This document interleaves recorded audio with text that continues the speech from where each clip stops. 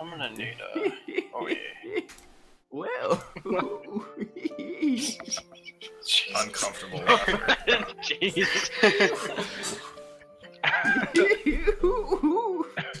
So good to see all of you, except for the guy making that laugh off in the distance.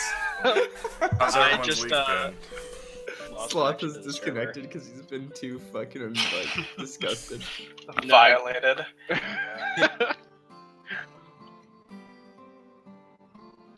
Come back in. Oh, I, there we go. Yeah. I don't know, I just got like DC'd. Oh, okay. Just left. I might have gotten a DC'd again. Uh-oh. Uh-oh, game. Alright, that's a crash. Sorry, it just crashed on me. I know. It's amateurs. But I'm sorry. No, it's okay. It's okay. I'm sure it'll happen eventually. Wait for it. We just have to put up with you, you know. I don't know why you do it. I felt like there was another no friends joke coming around the bend there. Password. On. I'm in. Sick. So, unfortunately, we're down a couple people for this game, so we're gonna run a little one-shot, and all of you are finished making a couple of level 3 characters. We're gonna dive into that and put you into a little 4-hour adventure here.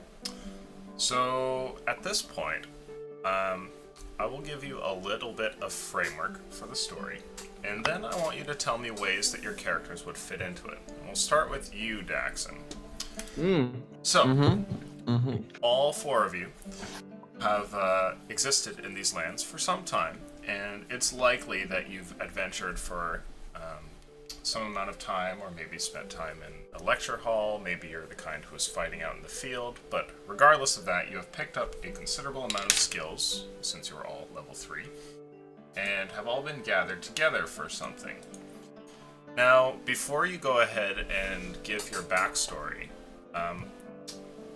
actually, no, go ahead and give your backstory first, and then I'll give you the question. So, who is your character exactly here, Daxon?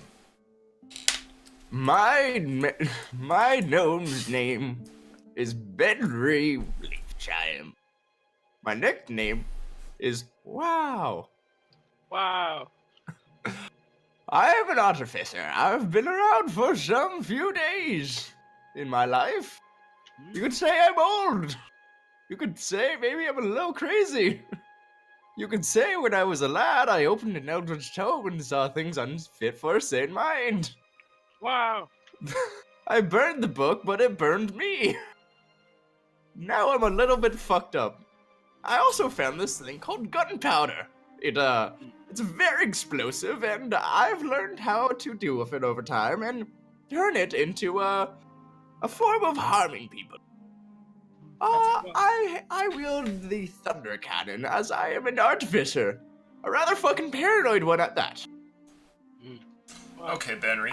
I would like you to tell me one way in which you could either upset the peace or offend a member of royalty.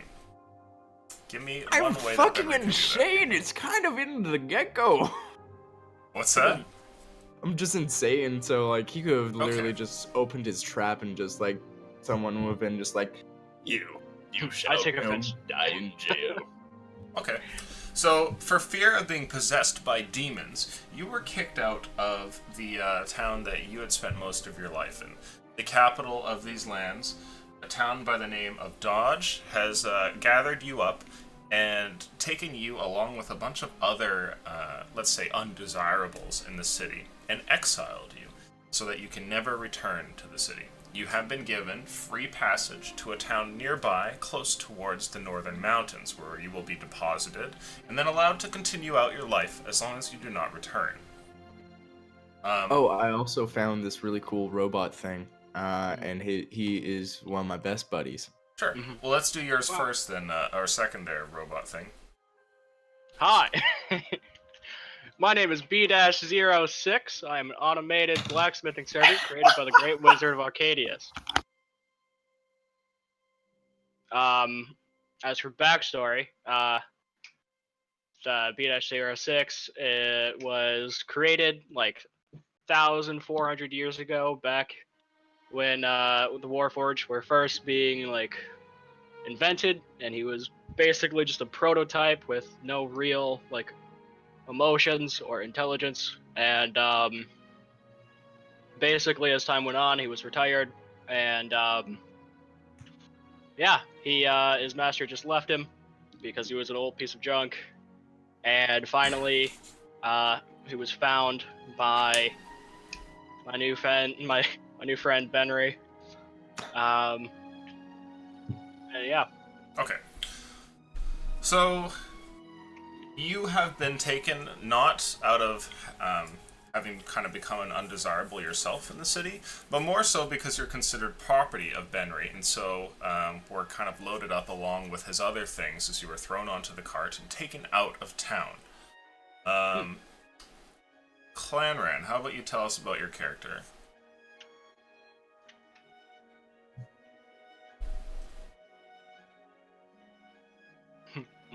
I see. Don't worry, folks, this happens.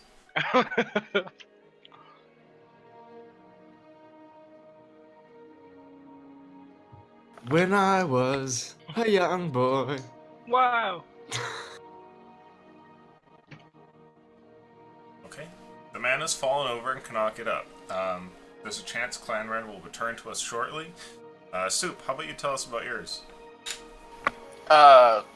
My character named Rakar Cinder is a wood elf who is a wannabe criminal.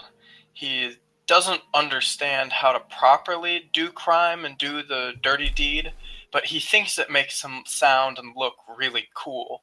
So he'll often follow people around, and he's not very good at it, but He's a he's fucking young. edgelord.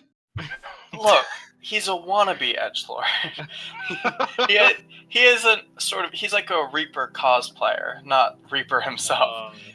Yeah, so he's sort of figuring out his place in life. He's young. He's a young buck in his teens. Mm-hmm. That sort of thing. Okay, so Ricard, are you do you have a class or a race, perchance? Oh, he's an Eldritch Knight Wood Elf. Sweet. Wood Elf. Nice. That's cool. Hey. Perfect. Okay. I'd like you to give an example of how Ricard could offend royalty or disturb the peace in his town. He would. I mean, he's just a nuisance. He would follow people at late hours, just follow them, constantly trying to, tell himself, now's the time. You gotta pickpocket him. Come on, go up there. You got this, Rakar. He'll sort of, he just creeps people out whenever he attempts to do unsavory things to them. I see. He doesn't really succeed most of the time, but he isn't subtle about it whatsoever. I mean, he would just He's get in talking their to himself face. and letting people know about it. Oh yeah, out loud. He doesn't really have his own internal monologue. Okay. So I would say that those who know Ricard well, maybe what immediate family he has in the town, and those who have been kind of friends of the family, know that the boy is relatively harmless and just a young lad trying to essentially solve the problem of awkward teenage years. But to those around in the neighborhood who don't know him as well, he is a common figure skulking around in the night that everybody kind of has a mixed opinion on. And after enough time, eventually he was rounded up along with some other ne'er-do-dwellers in the city and sent off to live out the rest of his days elsewhere outside of the town of Dodge. Now, Clanran, have you returned? Maybe. Are you okay? Yeah. Doing alright over there? How about you? Sometimes I'm coughing real hard. That's about it. Gotcha. How about you tell us about your character there? His name is Thok. He's a ranger. He's a half-orc ranger. Okay. He's a sailor, in quotation marks. I see. Tell me a bit about Thok's story.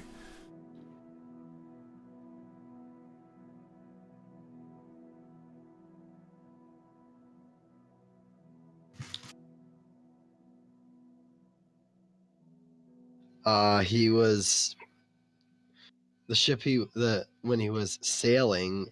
He ended up getting cheated by the captain of the ship, and he ended up getting kicked off of it at the closest port because he wanted his fair share. He's been using his ranger abilities mainly for helping track stuff. Oh my god, sorry. No, it's all good, dude. Okay.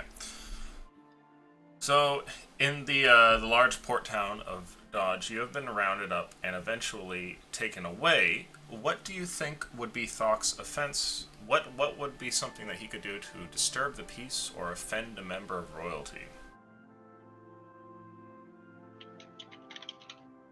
To offend a member of royalty, he could accuse one of those members of royalty was giving his captain list of other merchants to attack for him, so it would greatly increase the profit of that royalty over the other people.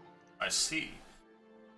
You have found yourself, Thok, as one of many men, placed into the position of a pawn on a chessboard. A piece moved around between two nobles battling it out for greater wealth and power. Unfortunately, your big mouth has caused you to become more of a nuisance than a help, and one lord has had you placed onto an unfortunate list to be removed from town and shipped off outside of the city in exile to live out the rest of your life beyond the city borders of Dodge. Now, all of you are on this caravan, and the ride has not taken too long. It's probably a few days off towards the north. During that time, you have been able to kind of see each other along the caravan. On occasion, you guys will stop and pause to camp for the night, and so while sitting around the fire and everything, you guys will get to see some familiar faces. But escaping isn't really an option, seeing as how you're not only chained, but well guarded throughout this whole trip. There's one or two times where somebody perishes along the way, somebody homeless who is unable to really survive the travel, and even the rations given aren't enough to save them from illness or famine as they waste away. But most of you eventually make it to your destination and survive. When you are finally dropped off, you are close to the mountainside here and placed at a small city that none of you are actually familiar with.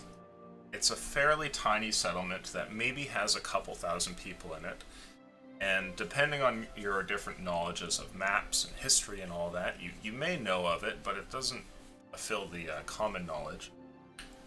The walls are made up of palisade walls that rise up about 2 stories with like large pieces of wood that have been banded together with others, and up on the ramparts you can see an occasional soldier who wanders here and there. Along the walls there's a couple of different towers and everything.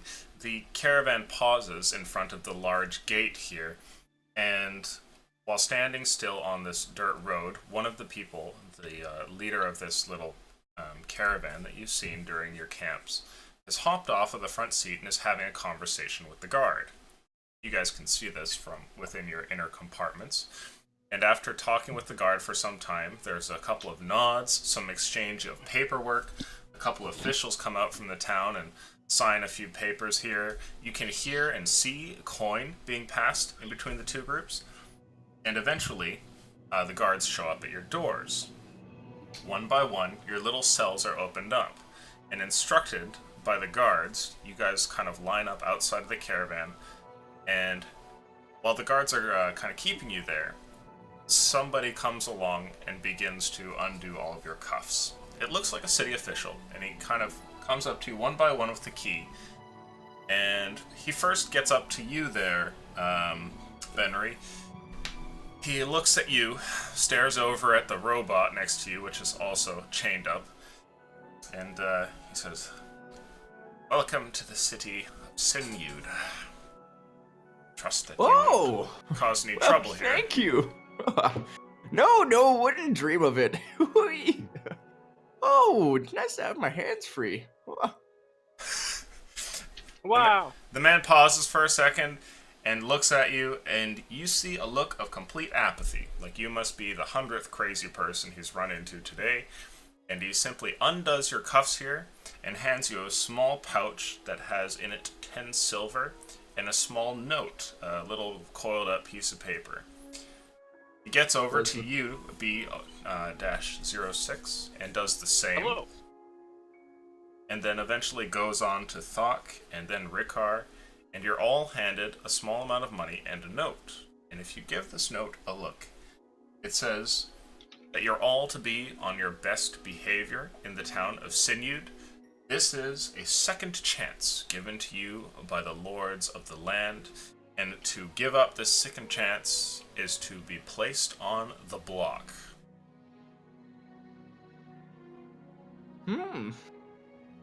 With that, the official begins to leave. Heads back into the town, whose gates are now open. The guards stand aside, so you're free to go and do whatever it is you wish. And wilderness stretches out in every direction. Towards the north, there's a very heavy-looking woods, past which only the first few layers of trees can you see into it. Off towards the west and down towards the south, a road of dirt winds and extends back towards the city of Dodge that you originally came from. And in front of you, the wooden city of Sinud, kind of barricaded up by its impressive defenses, sits there in front of you. Looking around, you can see that the caravan begins to turn and leave, and as you check how many people are left here, there's a total of 4 of you. What do you guys want to do as you see one another? Count the coin again. Well, Bob, think I want some oatmeal. It's been a long journey. Shall we go Yes. find a tavern? Yes. Ah, oh, I always enjoy your company, Bob. Let's go. Wow. Go over at the other guys. Yes, I know you're calling Jesus my Christ. name. Well, would you gentlemen like to come with us? We're gonna go have some porridge. Yes. Heh, porridge sounds nice. Oh god. Oh god. All right, this young whippersnapper is coming along. How about you, sir? You're quite large. Hello.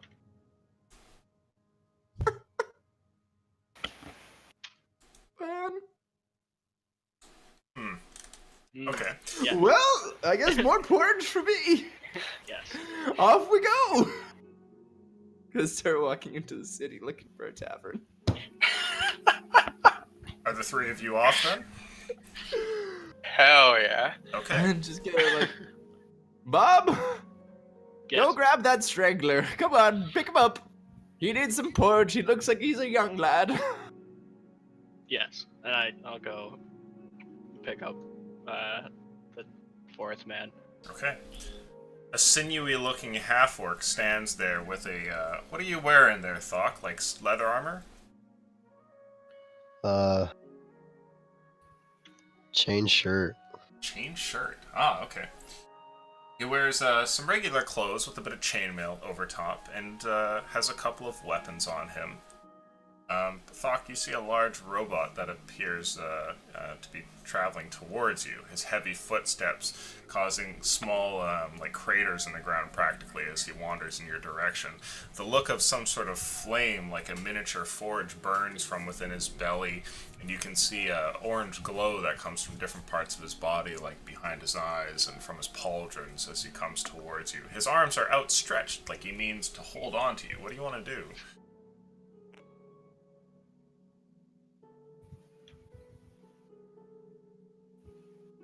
Come now, my I boys. just look Time at to him get and some ask him porridge. what he wants. Hello. I am B-06. ID That's a dash. stupid name. Come now, don't get trippy with Bob. Come now, boys. We need some porridge. Sustenance, I say, sustenance. Yes. And I just stare at I just stare at the half orc, arms outstretched.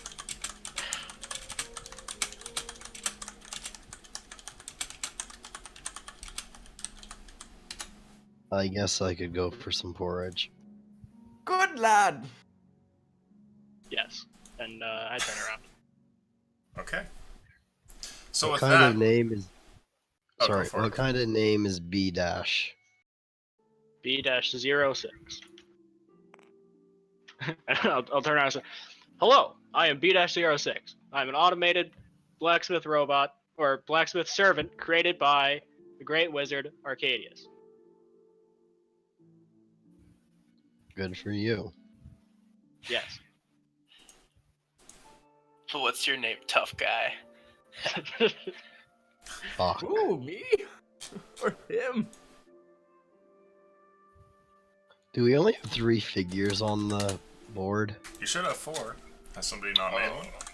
Oh, I nice. didn't make one. Whoops. I'm the tiny little guy. Where do you find these people? I'm so sorry. Gonna be like way up front, just like trotting along.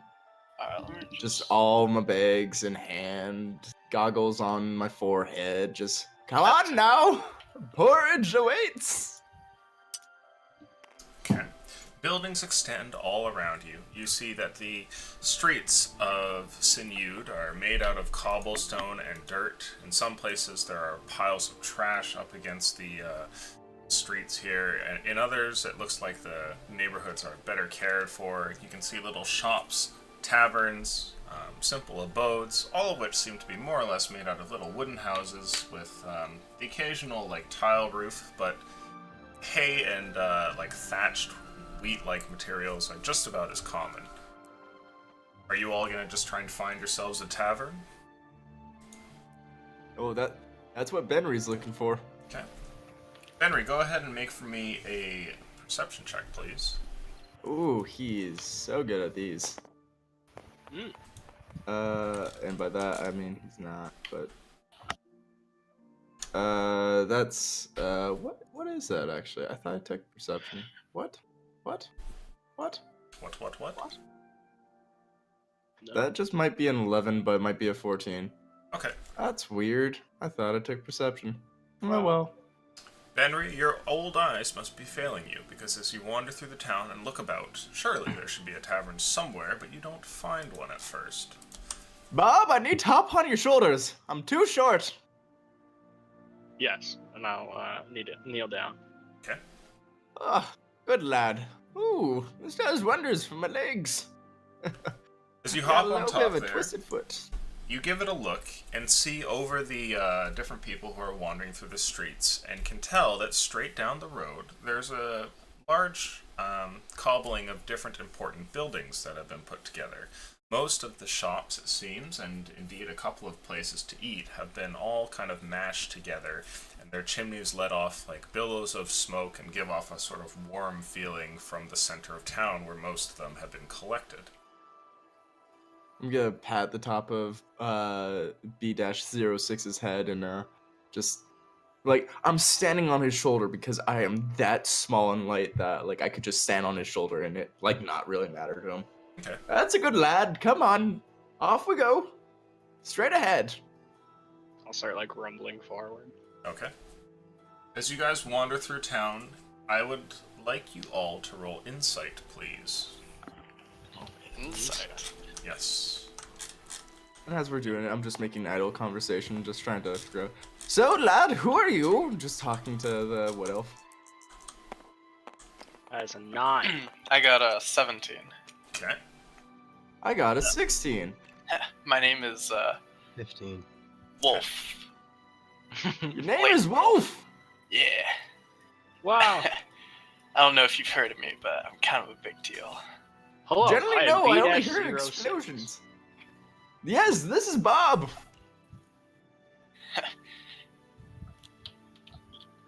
He just sort of chokes up. He's trying to think of something cool to say. Wow. As he notices like the gap in conversation, he starts sweating a little bit. Like, are they gonna go away? He's really anxious about this conversation. Those of you who have rolled a 15 or higher can sense something about the townsfolk here, and you get the feeling that they are, more often than not, of the somewhat shady type.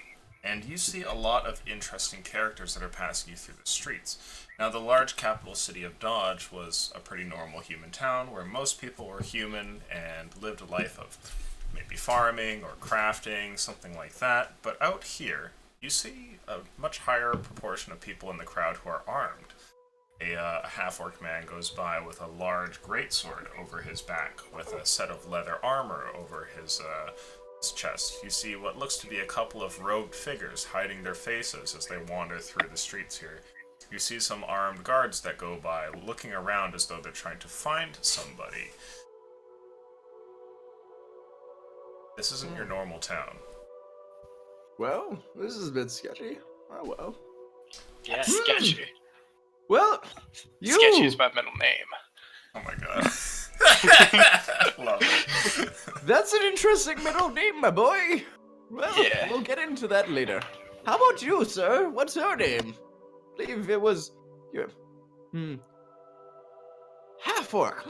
You seem like maybe an oog. Are you an oog?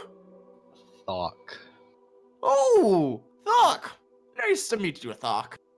Well, what'd you boys do that deserved the company of us all being on that caravan? Believe me, you don't want to know. Can I insight check this shit? You certainly can. Make a deception check there, please, Ricker. I mean, if he, I don't know. Oh, that was almost a 18. nat 20. Oh, and 18? Shit. No, that's just a 7. Staring at this man, Benry, you can tell immediately that this youngin is, he's lying to you. He's trying to play it up like, he's some sort of thief or murderer, something like that, but you can plainly tell by looking at him for a second and his sort of soft features and the way he kind of holds himself that this is not the case. Gotta look him up and down, just... My goodness, my boy! Aren't you just a bit of a ruffian? And gonna slap the side of, or just slightly tap the top of Bob's head and just... This here's Bob! He's, he might be a match for you, but you know what? You look quite tough. Hello. What about you, Thok? I love Bob. I accused one of the the royalty of working with one of my captains on my sailing journeys. That Was he missing a toe? no, not that I Oh, know. good. Okay, well, good thing. I, may have shot off Baron Montgomery's toe the other day. It's not the greatest of stories. He was really curious. But I'm glad that you say your captain was... What? My captain was conspiring. My captain was conspiring with one of the nobles, with one of the royalty, to steal from other nobles, so they wouldn't lose their money. Gee I'm a sailor. willikers! That is... astounding, my boy. You may have found something quite worthwhile of investigating. Are you going to pursue it? Well, never mind If that I part. could. Wait. We'll discuss this more over port. Oh wait, did you say something? Are you asking me?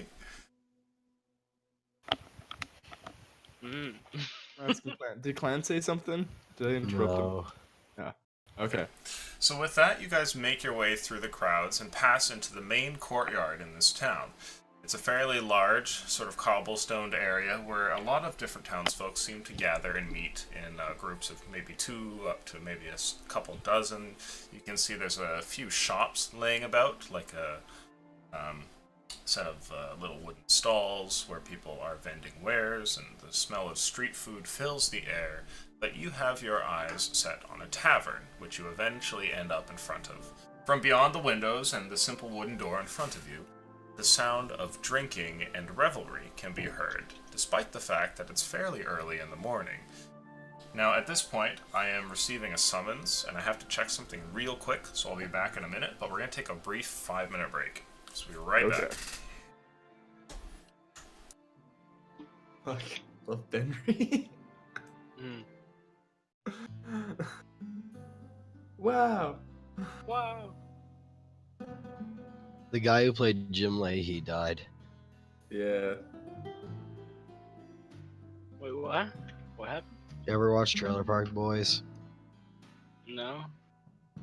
You don't know who he is. Yeah.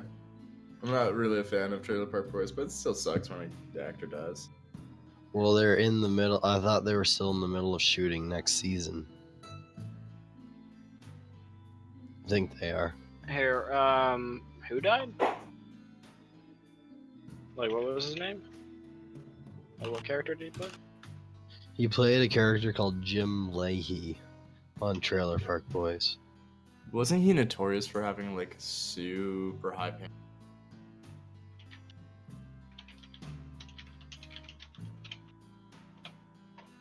Pardon? Wasn't he notorious for having super high pants or something? No, he was the guy that was always drunk. Oh, it's like the other dude.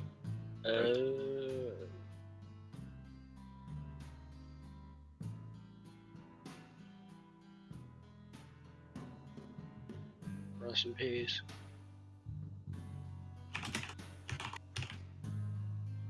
R.I.P. Yeah, they started filming in July for the next season, and now he's dead. I don't know if they finished the season or not.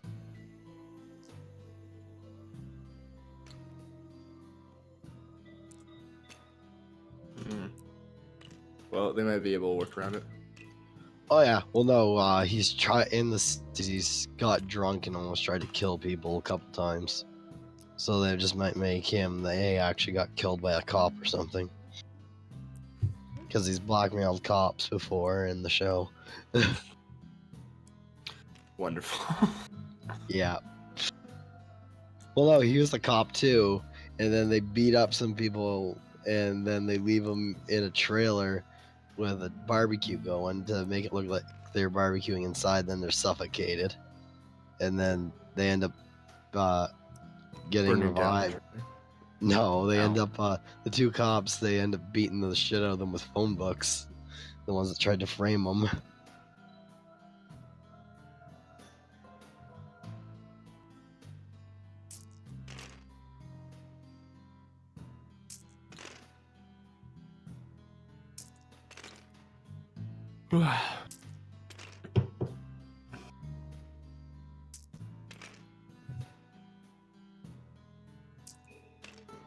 Sloth, how are you changing it by 2? Oh, how are you rolling to max?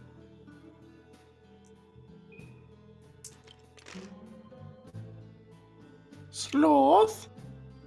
Sorry, so you select them all, and then you go one by one up from like lowest to highest, setting to max. How do you set to max? You right click, hover over it Right-click. for the rotation value, and then you just hit Oh. the number. Yeah. Alright. You don't have to keep on selecting them. You just if you try to if you just keep on doing it, but you just move your mouse up one, because you can't set the D6s to like a 8 or a D4s to 6. Well, oh, I'm fucking it all up. Damn it! God fucking damn it. And they orient where you're looking, so that's how you can straighten them all out.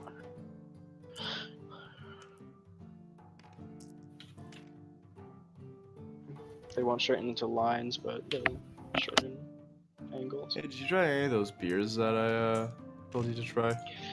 No, but I'm probably gonna send someone up to the liquor store, like a whole fucking list for Friday. Or Wednesday, probably, since it's my birthday.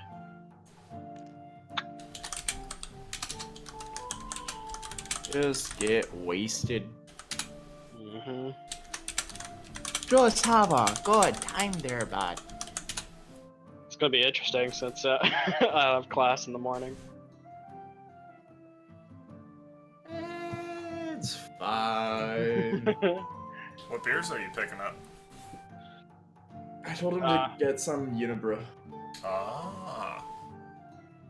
Mm. Blanche de Chambly is really good. Yeah. Hello, hello. Laughing. Oh, hey, it's Z. Good day, Z. Hello, Zed. Kill thyself. Z will be joining us for tonight. Our fifth man for this one-off. It's not going to be Welcome. a regular cast for Monday, but I was really hoping to get to play some D&D with him, and since you guys were missing a guy, I was like, hey, this could work. Let's see here. So, Z, you've sent me your sheet, and we're going to have to change mild things on your backstory for this one shot, but most of it should be fine. How about you go ahead and get yourself into tabletop, and then we'll start right up. I have tabletop open. So if you go to... Here, let me just send you an invite.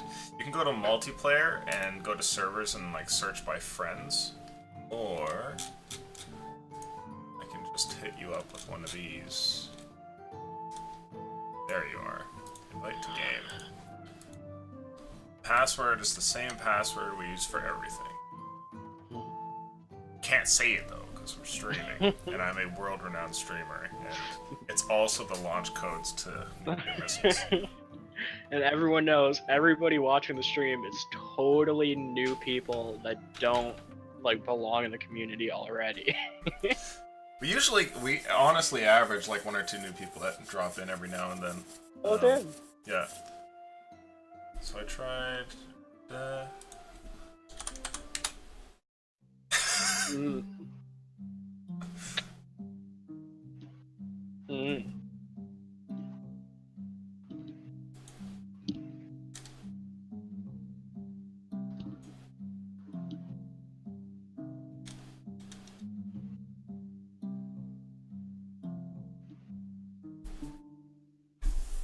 Oh man, you guys gave Z the worst color ever. It's Yellow. Yellow. Welcome to Tabletop, Z. As you look around, you shall see many things. Go ahead and click on your icon in the top right and change your color to yellow. By clicking yellow. There you go. Perfect. So here's all your dice over here. So you got all your stuff there. If you need to roll like a d20, you literally just click it and hold it. You can move it around and then drag and throw, and there you go. That's pretty much the whole thing. Wow. There's extra figures on the board. Yeah. Looks like someone didn't know what one was what. So, see, if you go over here to the bags up in the top right here, go ahead and just click and drag something out of one of them. There you go. So you have a little figurine. Right click on that, and then change the description to your character's name.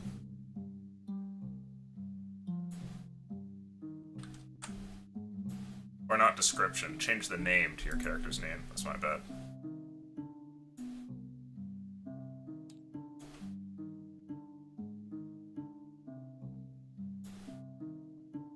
Then after that, you can change the color to yellow, and you're pretty much good to go. There's some additional tools you can pick up, but that's more or less all you need.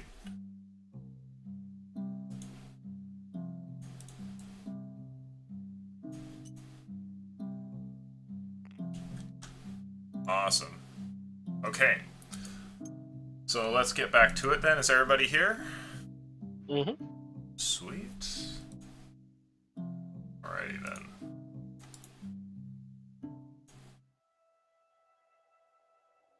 Okay. So as we come back, I would like some info from you. How about you go ahead and tell us what your backstory is, Zabas, or Night Eyes, as most people call you. Okay. I am a Goliath who basically was like taken down during one of their tribal contests for strength, and basically recovered by a merchant somewhere along the road.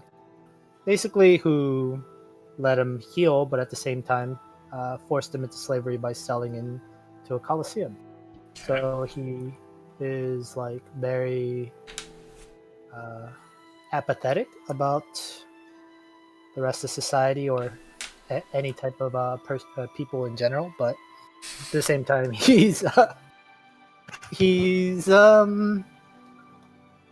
what was like a wanderer for a very long time before he found religion. Okay. And through his like religious study, he kind of started to reject certain versions of religion out there and started to bastardize and hybridize his own set of ideals or version or what was right, and create his own moral code, basically. Okay. So, here's how we shall drop you into the world. Now, the great capital city of these lands is a large town known as Dodge, and within Dodge you would have likely spent a good portion of your life after having been recovered, and this would have been the town from within which you would have set up your new ideals and kind of molded your personality and whatnot. And eventually, you decided to leave town. You weren't forced out, but wandered up towards the north to a town of Sinyud. And this town of Sinyud is one that has piqued your interest because it's where the city sends all of its exiles.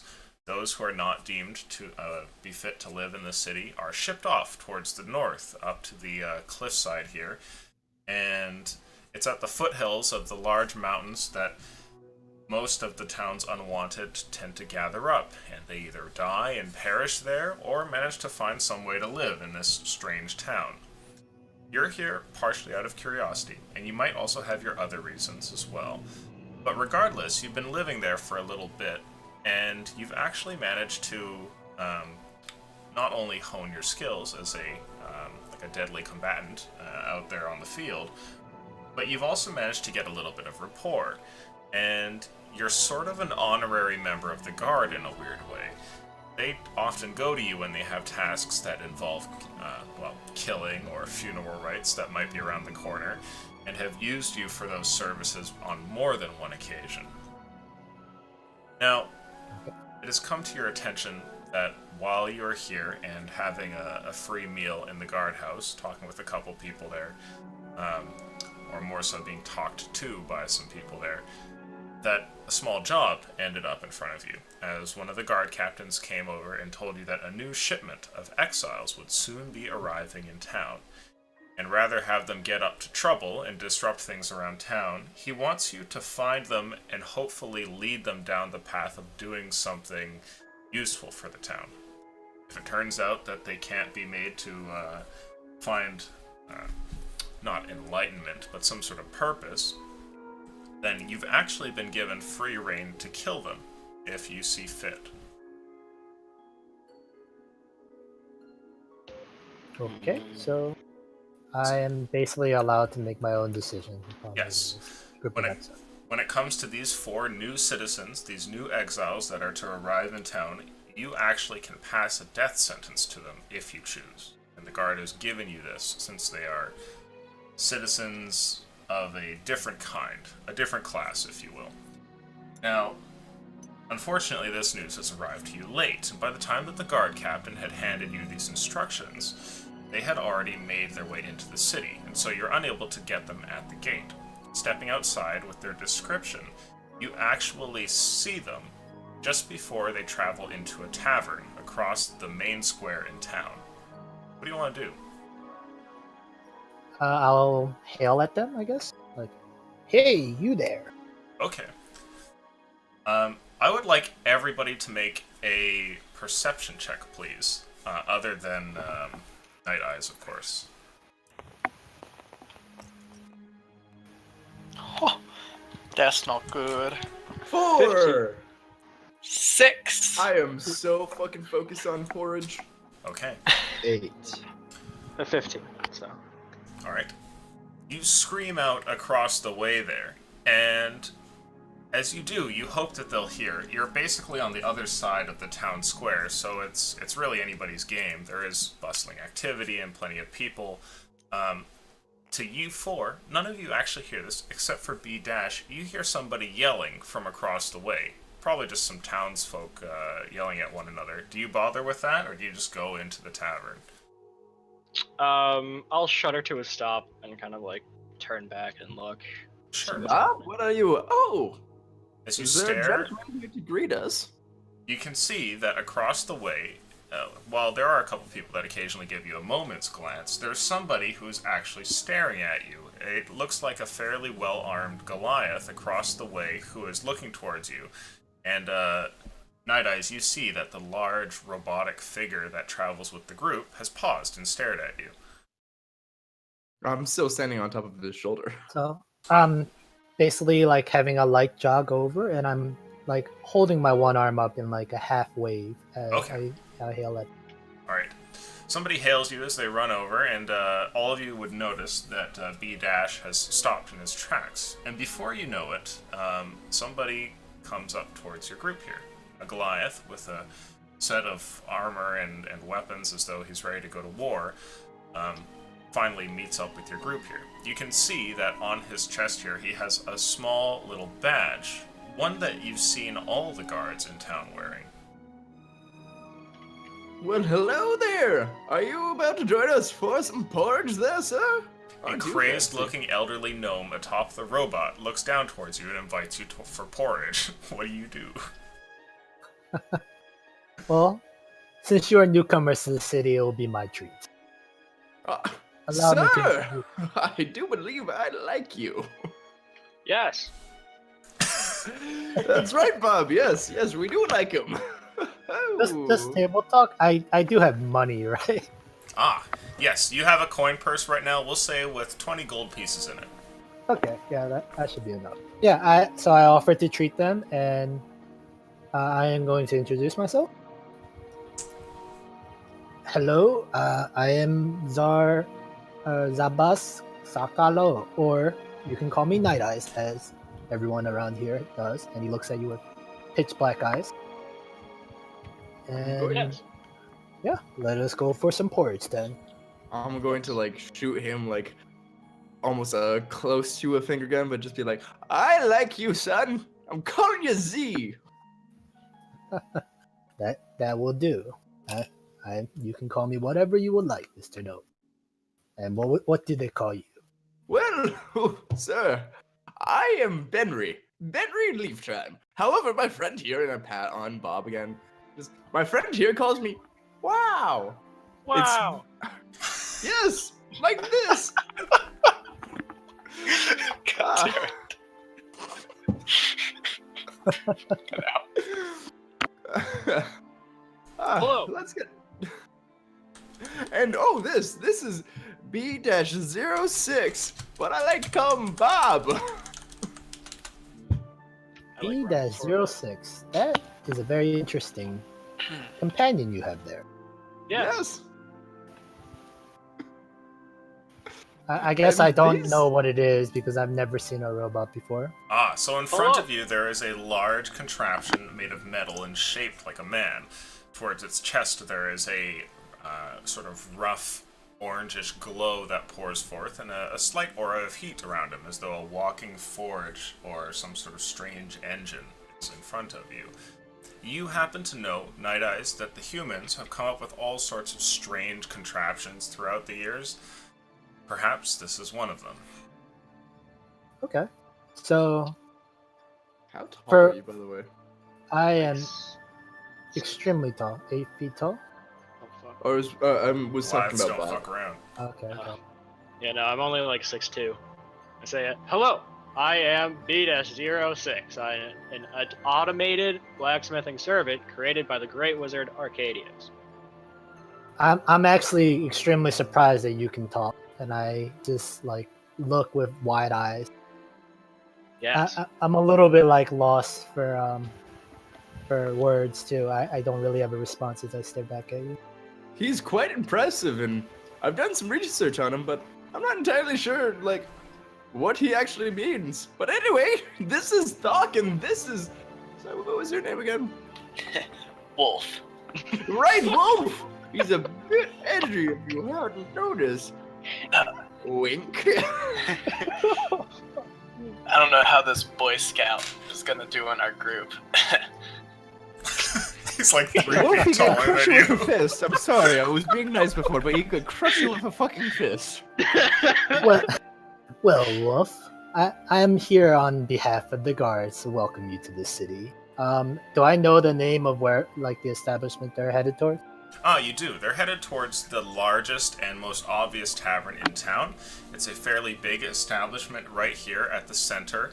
And you know that not only are there rooms and decent food, but it's the busiest place. There's a lot of folk in here. You've been here many times. You actually know like the barkeep by name and know that some of the members of the guard come in here on occasion and all that. Okay, so, well, let's say the name of the place, I guess. Ah, give me 2 seconds And- here. Sure.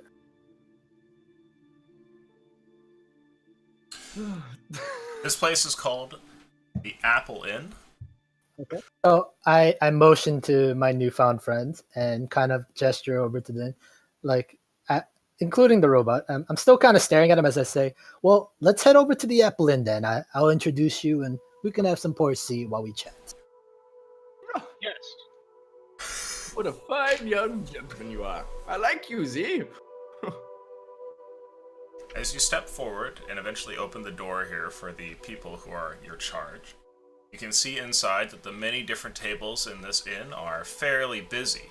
There's quite a few people who are seated down and are already starting to drink, and up at a raised area in the second floor of the inn, from up there you can see some of the wealthier patrons, the town's nobility, if you will, who are also eating.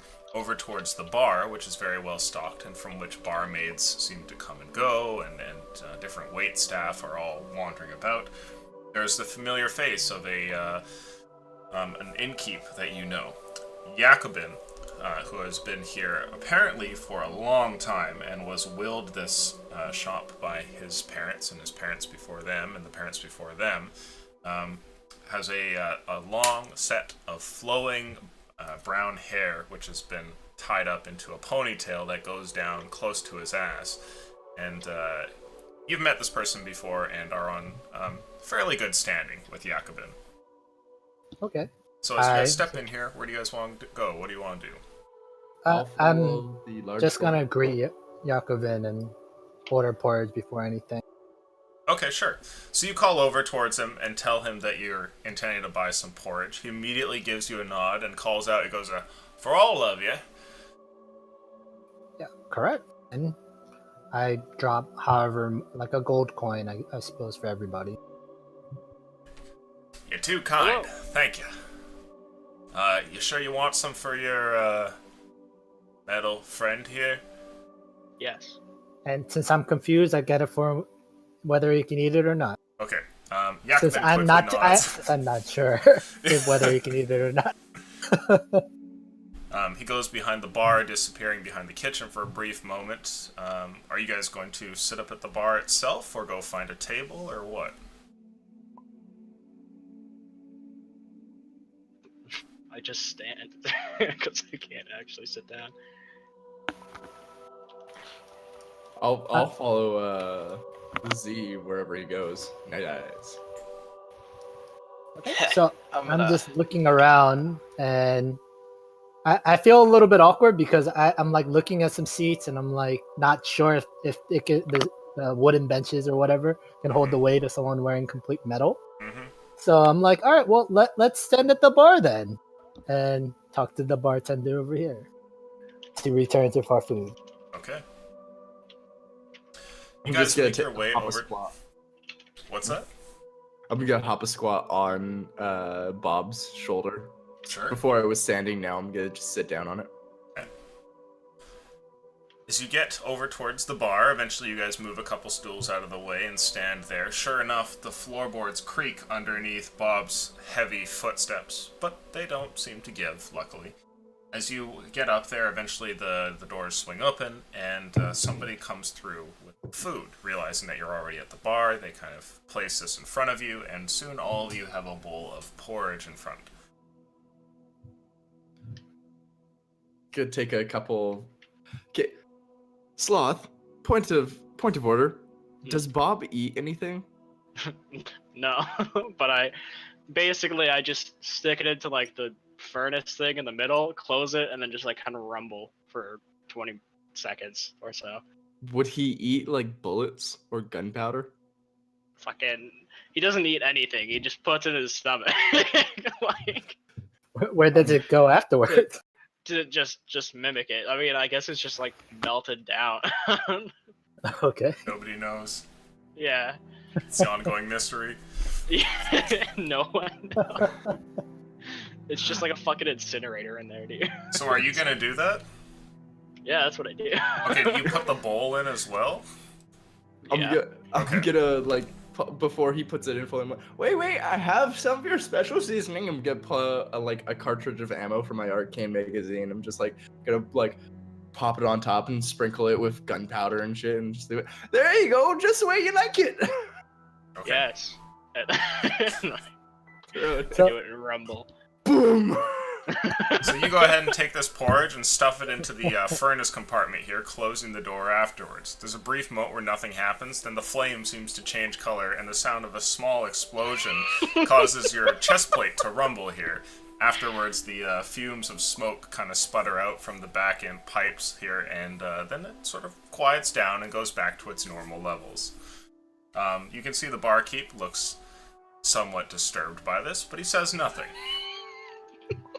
I am also disturbed by this, and I am holding my tiny spoon in between my index finger and thumb, and I'm like slowly blowing on the hot soup and slurping it down Okay. as well while I'm looking at it.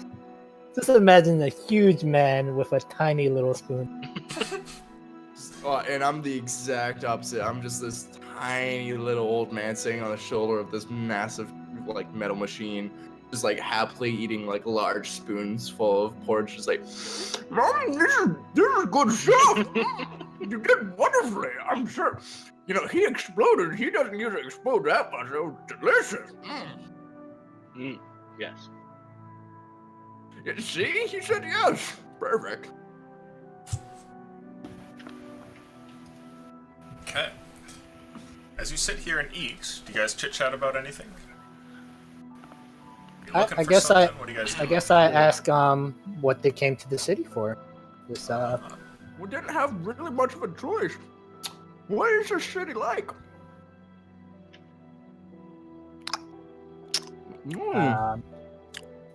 I guess I try to embellish a little bit and talk about the finer points of the city, kind of ignoring about the impoverished people living under okay. the foothills.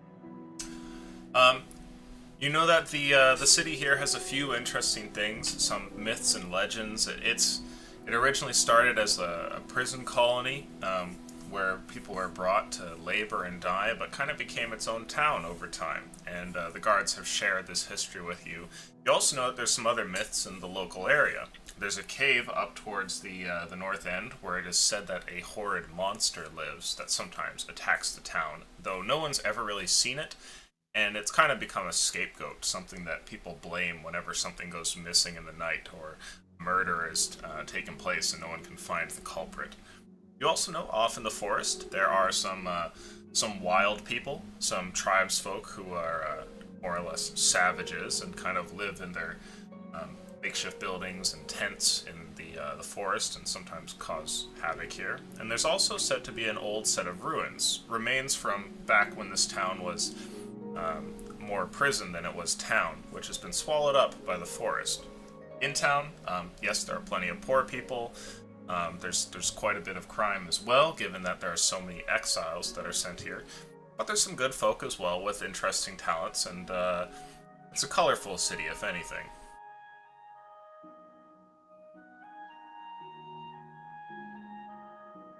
Do you Wow. share the nice bits of that? Well, I basically share everything except for I mentioned in passing that there is crime, but it's not too bad. I'm trying to make it a little bit lighter than it is. Sure, okay. Yeah, you don't tell about one of the more horrific murders where they had to reassemble the guy and everything. You just, things go missing on occasion. Some coin disappears from a coin purse, that sort of thing. But I do share as much information as I see fit, Okay. other than making it seem like a bad town. Sure. So yeah, you guys know that the inhabitants here are from all over the place and are very varied, and that there's a few interesting myths in and about town. Sloth, did you actually say wow? Yeah. Just been like, yes, what do you need? No. Wow. No. Yes, I said, what do you need? No.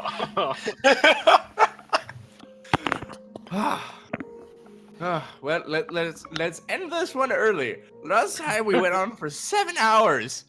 God, that was a nightmare. Yes. See, well, I you said raise a something brow. about a questioningly. monster. I raise a brow questioningly, but I kind of ignore it or ignore your antics and kind of answer your question. Something about a monster? In the Now book? there are 2 monsters in this town. And would you be one of them? I'm gonna doesn't matter what he's saying or if I'm near him, just gonna look at him, just shake my head, just he is not. Oh, That's rumble. Wolf speaking, by the way, right? Yeah. Yeah. Okay. Wolf Black. Or no, Wolf Shifty, Wolf Black. Okay. Excuse you, woof, as he said before. Woof. Ah, yes. Just for my own knowledge, is Talk and I don't know Wolf and Talk's race. Oh, okay. So Wolf is what is it? A wood elf. Yes. You can see his pointed ears here and the slightly tan skin. You also can tell that Thok, your ranger type here in the clothing with the chainmail over top, is a half-orc. Okay, thank you. And I know Benry is the gnome. Yes, you got a gnome and a robot.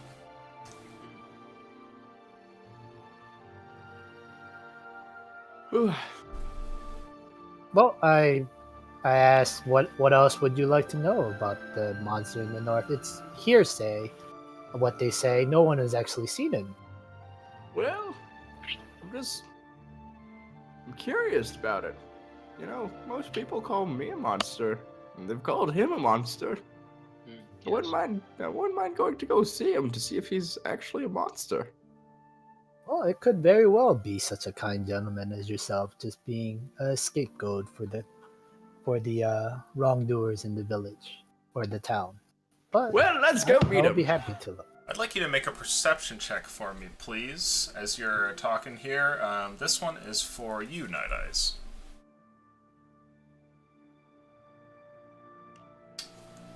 So go ahead and grab your plus- D20. Uh, There we go. He's a natural. A natural 20? it's 11 plus 3. Okay, 14.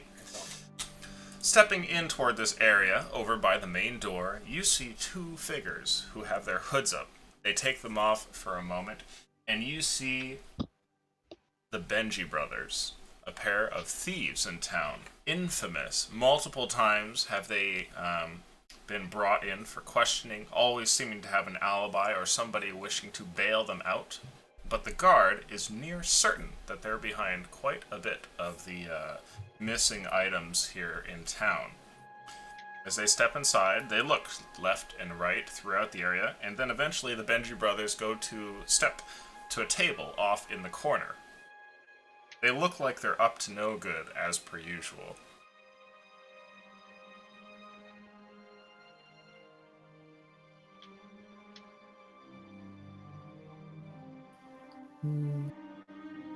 Am I supposed to say something? I don't really have much to I'm gonna be ignoring them unless Okay. the party wants to approach them, and then I'll warn them if about their background a little bit. Sure. Yeah, if you don't want to say I've anything just- about them, that's perfectly Right. fine. I just noted that they came in, but I'm ignoring their presence, like, for myself at least. Okay. So, after having sat down for a little bit here, it seems that the gnome atop his mechanical contraption wants to know more about this monster up in the hills. You guys all kind of finish up your porridge around the same time, and it's still probably between the morning and the afternoon, so much of the day lays before you. What do you guys want to do? I guess I'll offer to introduce the party to any connections I might have in the guard who might be able to give them more information about the monster in terms of where exactly it might reside. Oh, interesting. Okay, so as a member of the guard here, you happen to know that most people have accounts that don't match up with anything and are more or less just folktale nonsense. However, there is one person who might actually know something. Recently, one of the houses near the northern wall had been torn into and badly damaged. The inhabitants, a young couple, were unfortunately slain in a brutal murder that had their bodies like strewn apart and thrown about the room. Everything in the house was trashed, more or less, and a lot of the body parts went missing. Only a few remained that allowed you to kind of identify who it was exactly. There were footprints outside of the house, but curiously, they couldn't be followed past the wall. There's a ranger who has been attempting to track down this monster and says to have had an eyewitness account of the beast as it was escaping into the night. You know where his house is since you've lived here for a while, and think that he's probably got the most reliable info given that he actually saw the thing, was around during that incident, and doesn't seem to be a scoundrel himself. Okay, so I'll tell the party. I might know a reputable source that has a little bit more information about what you might be looking for as I look at the gnome. And I offered to take them to said ranger's house. Perfect. Let's get going. Okay. So out the door, you travel, and having kind of glossed over some of this city's under-city elements, you've decided to kind of leave the Benji brothers to whatever business they might have in town instead of going to interact with them. And you'd lead everybody out of the tavern and start to travel to Rondo's house, the ranger that works in the forests here. Eventually you find yourselves in front of it. There's a little post outside of his house where his horse is chained up, and you can see that the lights are on, as though he's likely home. I knock as lightly as my giant Goliath fist can, and I Okay. call out to Rondo. Alright. There's a couple of knocks, and a voice calls out from inside the house. I'll be there in a second. I turn to the party and I guess Rondo here is a pretty honorable man. Any information he gives us should be trustworthy. Oh, that's wonderful. Not even looking up from what I'm just tinkering with. Yes, yes, yes, it's wonderful. Continue. Yes. The door eventually opens up, and Rondo steps outside. A fairly grizzled man who looks as though he's attempted to shave but could not quite catch everything.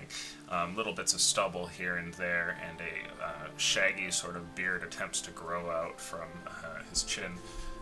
As he steps forward, you can see that he has smudges of dirt over him and has in his hand what looks like a cloth of some sort that is fairly wet, and he's kind of like washing his hands with it.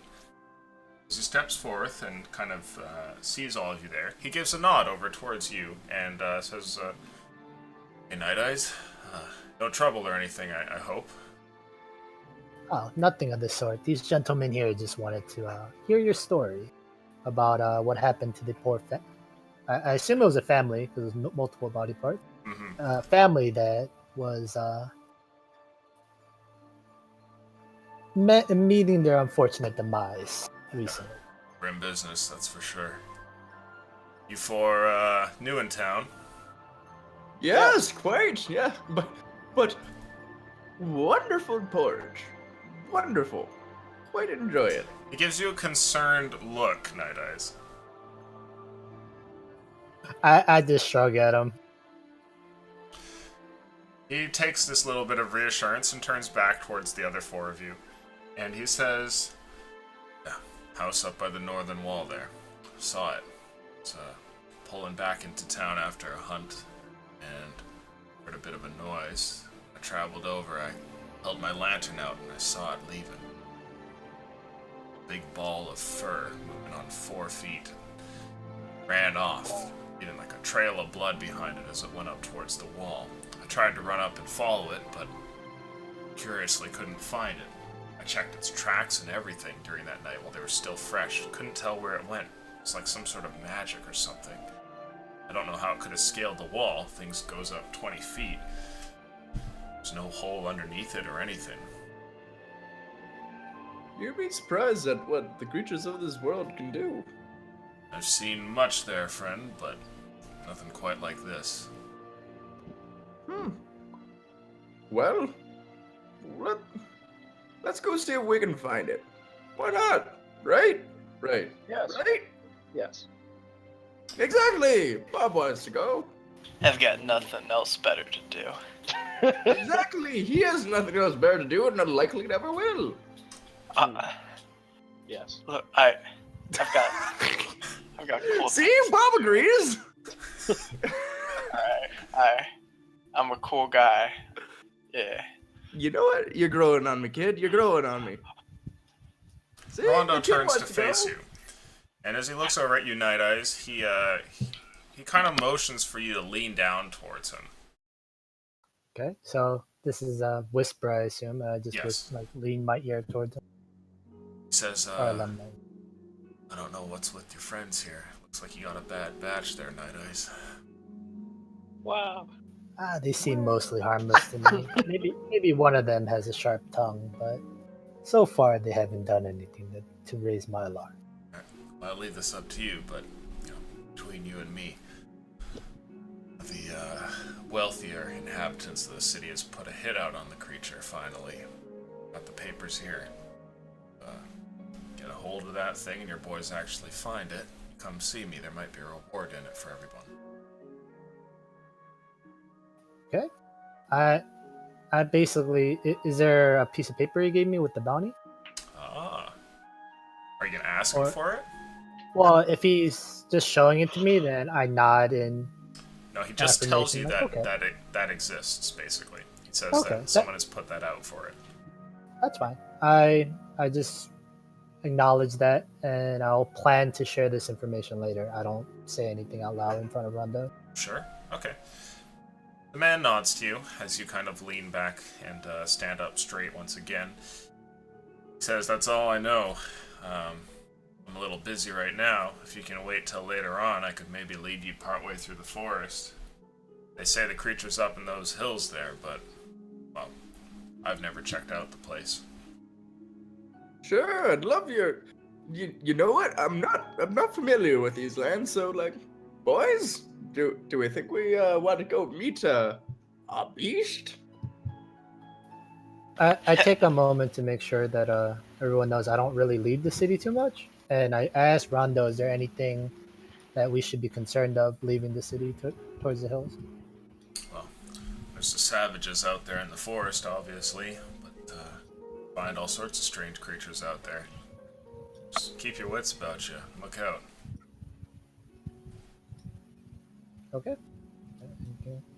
Go ahead. No, well, wait. We need a guide. None of us know where we're going. So I prefer alleyways, but I can make this forest thing work. What happens in the alleyways? You don't want to know.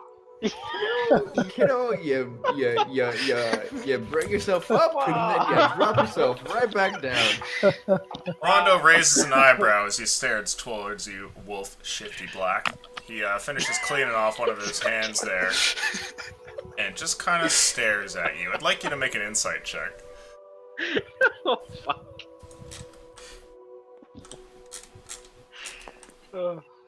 Oh, that is an 11. You've seen this look before in its various forms from different people throughout the years.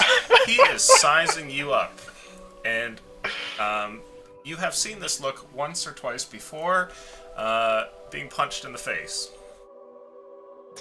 You have seen this More look than earlier today. once or twice. I mean, come on. I was being generous. This is Wolf Shifty Black we're talking about here. Wolf Shifty Black. Yeah, he finishes cleaning off his hand here, turns to face you, Night Ice, and says, well, anyway, I'm headed back in. If you need my services, I can lead you through the forest, but it'll have to be afternoon. Yes. All right. He gives you guys a I kind of give the party the initiative on what they want to do. Okay. Well, I prefer the later hours of the day, anyways. oh boy. With that, Rondo walks away. As he passes the horse, it neighs for a brief moment and kicks the ground, and he passes by the main door and closes it behind him, leaving all of you in a random part of the city. What do you want to do?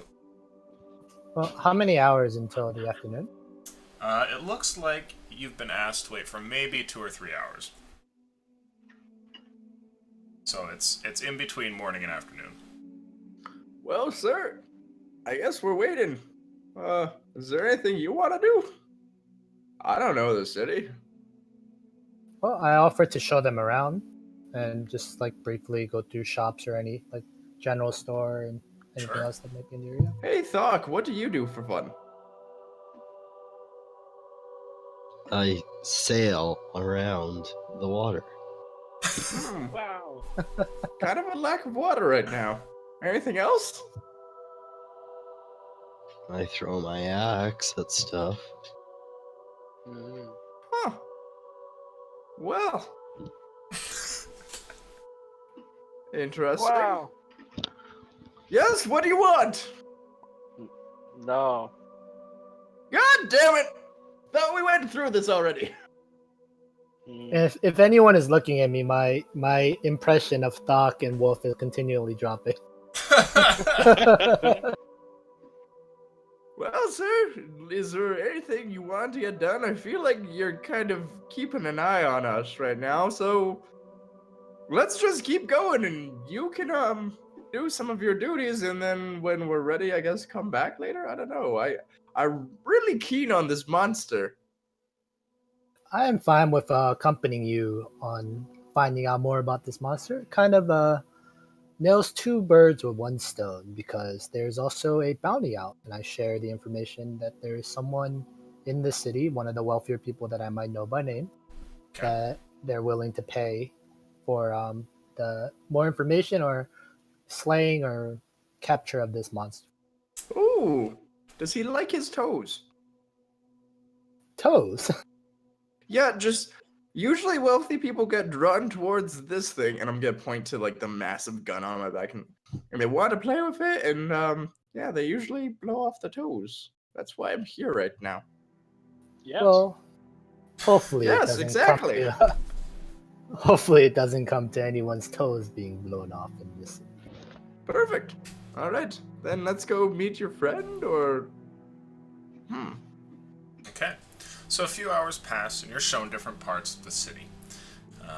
It's a nice area where most of the wealth seems to have accumulated. There's a little shop district that you guys have already sort of passed by, where the taverns are also collected around. There's some regular abodes, and you're shown kind of some of the simple houses near the southern gate that house most of the farmers who work the fields out beyond the wall. After enough time, the afternoon rolls about, and you find yourselves back in front of Rondo's house. It looks as though he's already outside and has his bow on his back, as though he expected you all to return. He looks a little bit more cleaned up as well. look and fly, my boy.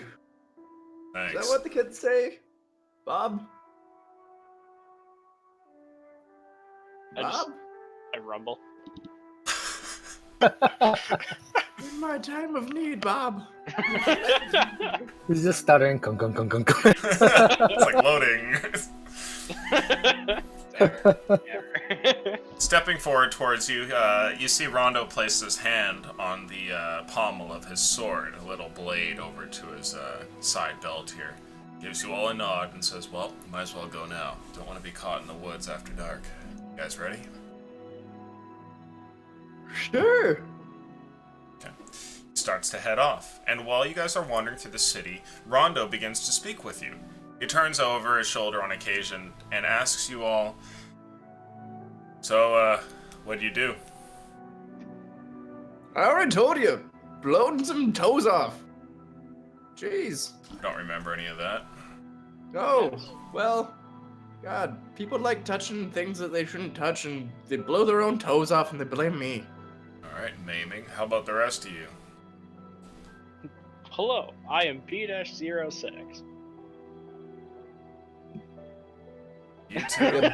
Yeah, Bob just kind of got roped in with me. It's kind of, well, it's kind of nice. I have a friend. He turns Hey, Bob. around and he says, look, you Yeah. two shady guys, if I'm going to be escorting you through the forest, I want to know exactly who it is that I've got right behind my back.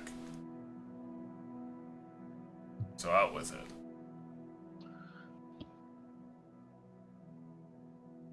I accused one of the royalty that was conspiring with my captain about stealing from other ships that belonged to nobles. Caught in between a rock and a hard place, I see. How about you Yes. there? Who's he pointing to? He's looking at you, Wolf. Says, why are you here? Oh, So I, did some unsavory things, criminal. You one of those criminal pederast or something? things. Yeah. you don't even know, right? Like, you wouldn't even understand. He's just sort of in a nervous sweat, right? It's just dripping down off him. He's never been in a situation like this before. Rondo seems off-put by your open confession of being a pedophile and continues to wander through the streets. Wow. Oh, I didn't know that's what you said. I heard like pedal, and I was like, "What the fuck is a pedal?" I think it works though. He was so stressed he didn't even hear the guy.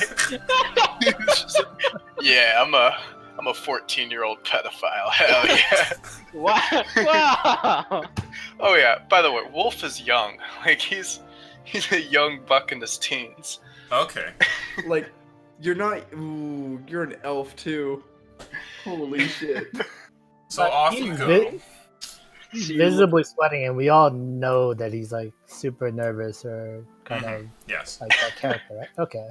No need to roll checks. You can see this pretty Yeah, I obvious. got you. I'm just gonna like poke him with a stick and just be like, "Kid, you're not old enough to be a pedophile."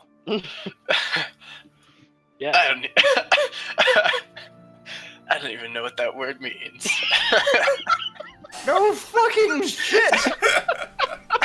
Oh God.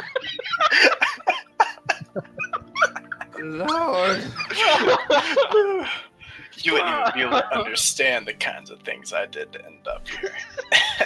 I feel like I do.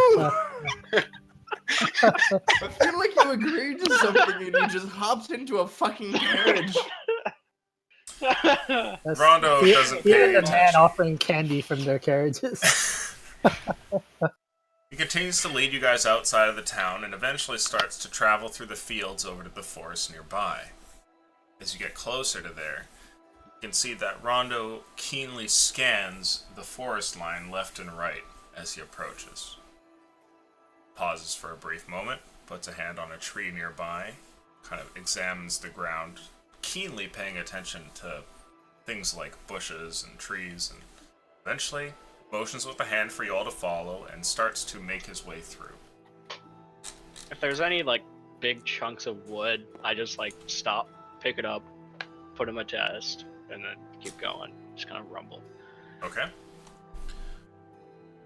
Now, as you guys do this, wandering through the area, there's a point at which Rondo stops, and he turns towards the rest of you and kind of motions towards the ground.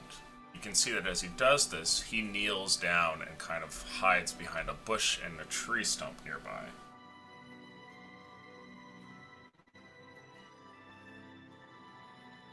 Okay, I motion to the party and I try to make myself small, like I'm hiding behind a tree that's clearly Okay. smaller than me. But yeah, I'm Can I look telling at everyone to hide as well. Try to figure out what the fuck he meant. Sure. Yeah, roll insight. Can I roll survival instead? No, you can roll insight. Fuck. That's a 10. You know he's motioning for you to get low to the ground. You think he sees something up ahead. Maybe something that you shouldn't interact with. I'll I'm hop gonna- off of Bob and get down low. Or I'll hide behind Bob, because I can do that. Okay. Can I do that? And how about you, Bob? I'm gonna try to turn down my my like flames and just kind of like crouch behind like a tree. It's not gonna work, but Is everybody make going to an hide? attempt. Yes. Yeah, I'm gonna try a stealth. A stealth check Oh, from everyone, please. Oh. Oh. It's funny, I have a +5 to stealth, but I'm wearing heavy armor, so it's a disadvantage. Oh, right, I'm wearing scale mail. I'm pretty sure you have disadvantage with scale mail, right? With scale? Yes, you do. Oh, There's that's a nat 9. 20, but it's a 17. So everybody put Oh. in whatever number you just got, like your final number. So 13, 9, 17. Does a chain shirt have disadvantage? I can't remember. I don't think it. Change shirt? No. No, chain shirt's fine. As all of you go to hide here, you can see that Rondo keenly watches something from beyond the bush there, and that's when you see it. Traveling low to the ground as well, moving and kind of scanning around, you see what looks to be a group of maybe a dozen people wearing bare furs and carrying spears and the like as they make their way through the forest, keeping themselves low to the brush. As they look around, it seems at first as though they don't see you, when suddenly a rumble comes from the inner engine of Bob. And as that happens, one of them looks over in your direction and stops. What do you guys want to do?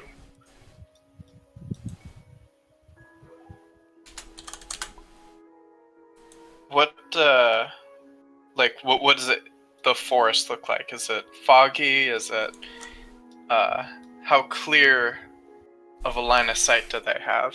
The line of sight is clear. There's quite a bit of like foliage and different trees and things like that in between the two of you, but the air is clear. There's no fog or anything. Is it obvious that they see me? Ah. Whether or not it's you, you can't be sure, Bob, but you can tell that one of them has stopped and looks in your group's direction. Once it's obvious that they see me, I'm just gonna stand up and say, "Hello, I am B-06, an automated blacksmithing service created by the great wizard Arcadius." I'd like everybody to please roll initiative. God damn it, Bob! I feel like we're gonna be running away from this one. Oh, that's not good. Natural 1. Oh, that was about to be a nat 20. Hurts.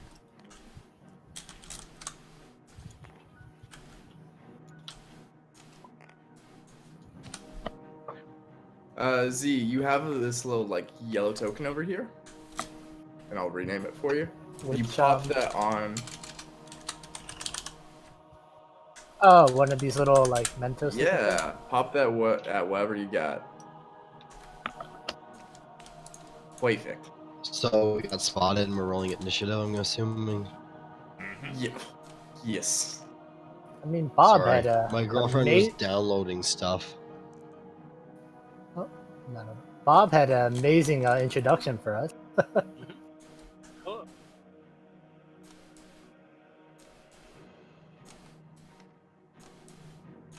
So, if I heard correctly, Daxon, did you just show Z how to use the thing there? Yeah. Perfect. Yeah. No, he just ruled that right off the bat. Okay, nice. All right. So all of you are. Let's see. You've all got your own little guys. You would be all around here, attempting to hide, and Rondo would be here with you as well. Let's go ahead and just use one of these. Collect that white.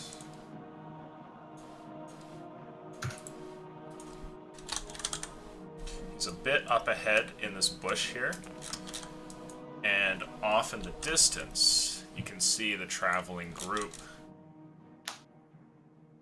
that has stopped. One of them has stepped forward over here, while the others are kind of making their way through.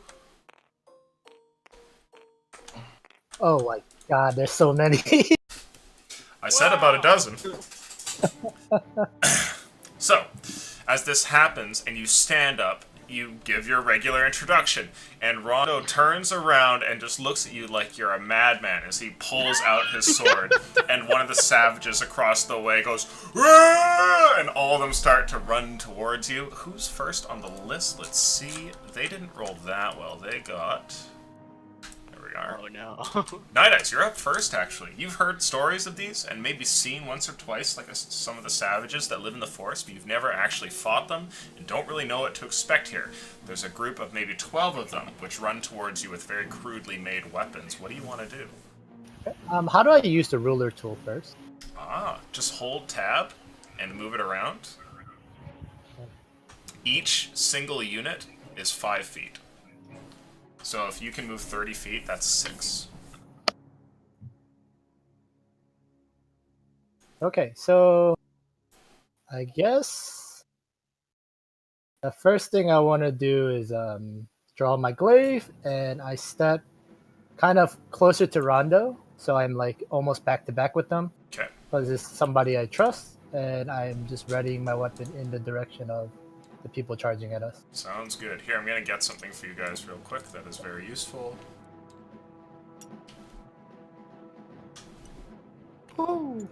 Oh, Marker copier. Yeah, don't do anything, just leave your guys for a sec.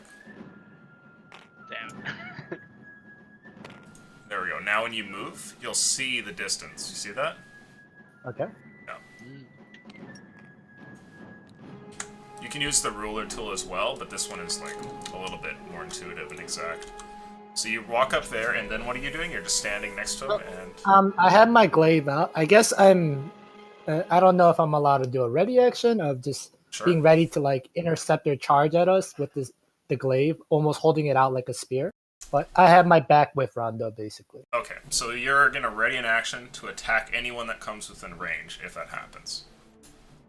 Is that right? Right, of the savages, not like anyone on our team. Just turn around and cut Just like turn around and down. stab them. And that was the end of Wolf Shifty Black. Pedophile. Okay, so you run up there, and then it's the time for... Oh, sorry, that's that should have been the savages, not Rondo. Let's go ahead and roll for them, or for Rondo rather. Rondo is at... Oh, his is actually pretty good. So he's first. Rondo goes to pull out his sword, and as he does so, you see he stands back to back with you as well, and looks like he's getting ready for the onslaught to come. After that, all of the savages charge.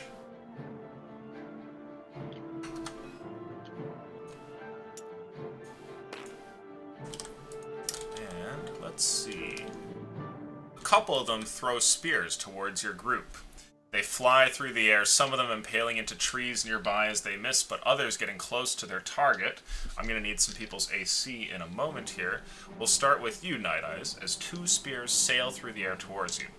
The first one is a 3. Does that hit? It does not. So I'm wearing leather armor, and Okay. I have 3 for dex mod. The 14 second AC. one is a 5, or sorry, an 8. Does an 8 hit?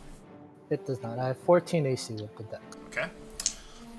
Some more spears are thrown out, and I need to know, Thok, does a 8 hit? No. Okay. Another one flies out, and I assume that a 7 will not hit you, Bob? You assume correct. Oh, Bob? Yeah. Oh, yeah, no. I have an 18 AC. Okay. A spear Shit. flies out and snaps, hitting into one of your metal plates here. They don't seem deterred, though, and as their first volley kind of misses you and stabs into the ground in different spots, they simply pull out more and continue running towards you. Some of them begin to flank around the side.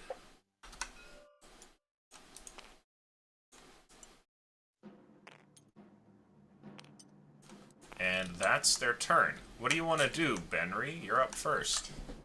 Woohoo! Well, looks like we have some whippersnappers. Who was the one who threw something at Bob? Let's say this guy right here. Okay, I'm going to pull out my thunder cannon and fucking lay some hurt on him. Okay. All right, yeah, I'm gonna take a shot at him. Go for it.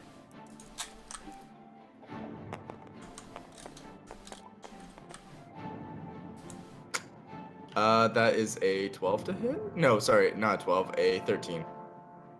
13. You managed to hit. Go ahead and roll Woo! damage. All right. With the whole thunder cannon thing, I'm using Thundermonger. So, this is 2d6 bludgeoning and 1d6 as thunder. I should probably realize which one that is. Whatever, the one alone. Oh! So, that's 10 bludgeoning and 13 bludgeoning, right? Yeah, 13 bludgeoning? Let me double check that. What's the total damage? They don't have any resistances or anything, so it'll all be the same. Ranged weapon deals 2d6, so yeah, that's 13 piercing, because damage plus dex, and 4 thunder damage. 17? Yep. Okay. And as a bonus action, I'm gonna reload, and I'm gonna move around to the other side of that Bob. Okay. You step around, hiding behind your robot, but before you do so, you pull out your gun and fire off a thunderous shot. A loud, echoing of sound runs through the forest as a leaden ball flies across the field and strikes one of them, leaving a small hole in his chest. Immediately, he falls over and hits the ground dead. Don't fuck with the gnome! Wow! Is that your turn? Yes, thank you, Bob. Yes, that's my turn. Fuck, it's your turn. Are they all the same race, or are there different races there? It looks like it's all humans. Look for the weakest one. That's the one you should target. The smallest looking one. Exactly.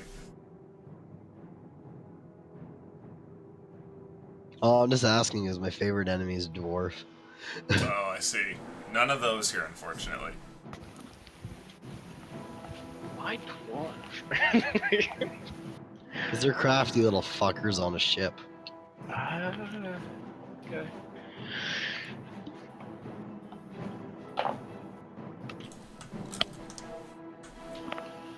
Quick question: how far is 5 feet? Are we using the line tool for that? The line tilt? You can if you want. Yeah. It's Alright. like every one in the line tool is 5 feet. All right, thanks.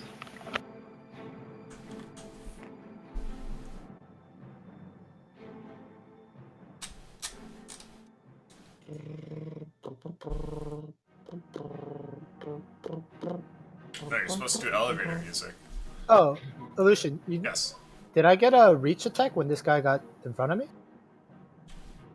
Because glaives Yeah. have 10 feet range. Polar Master? We'll say that that guy's close enough. Yeah, go ahead and make your ready to attack. Ooh. Right. That's right.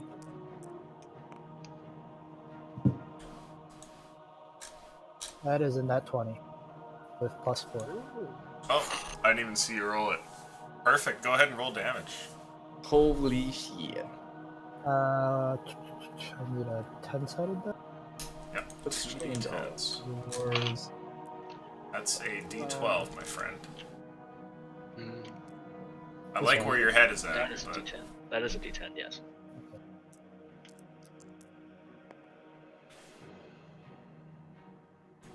you actually That got to is a throw it. So you got to get 2 because you crit, so you get both those. So go ahead and drag to grab both of them. Okay. Yep. And then throw them down the board. Ah, there you go. That is a 10 plus 2. 10 plus 2. Okay. You swing out with your glaive here, and it leaves a horrible gash across this man's chest. His hide armor nearly splits in two, and he staggers for a moment, nearly falling to the ground, but somehow manages to remain standing and is still alive. He's bleeding heavily. Thok, it is your turn. What do you want to do?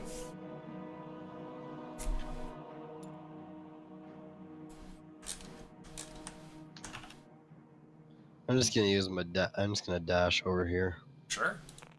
Okay. So you dash up to this one over here on the left. Is that your turn? Yeah. Or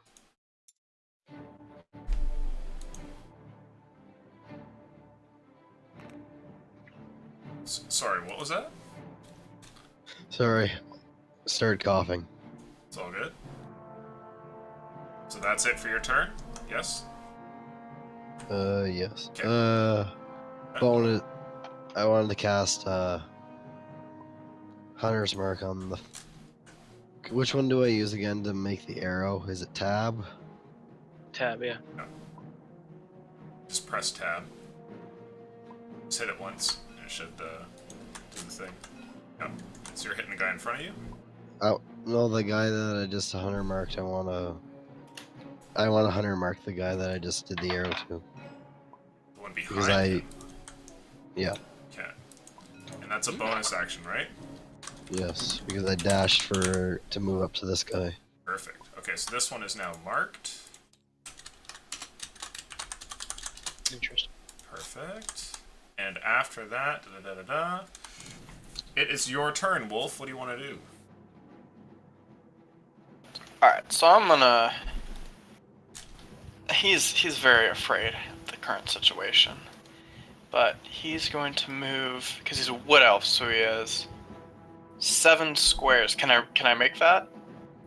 Or does it... Yeah. Alright. And then he's going to regular action attack with his rapier. Okay. Rapier. Now, rapier is way better.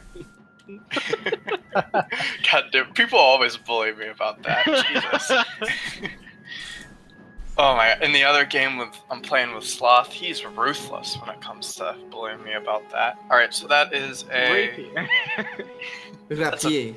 non-natural 20. We're firm believers in the power of bullying. 20 definitely Hell yeah. hits. Go ahead and roll damage. Oh shoot! I want to roll the figurine. That would be unfortunate. All right, so that is a 6 plus 3, so 9 damage. 9 damage. Okay.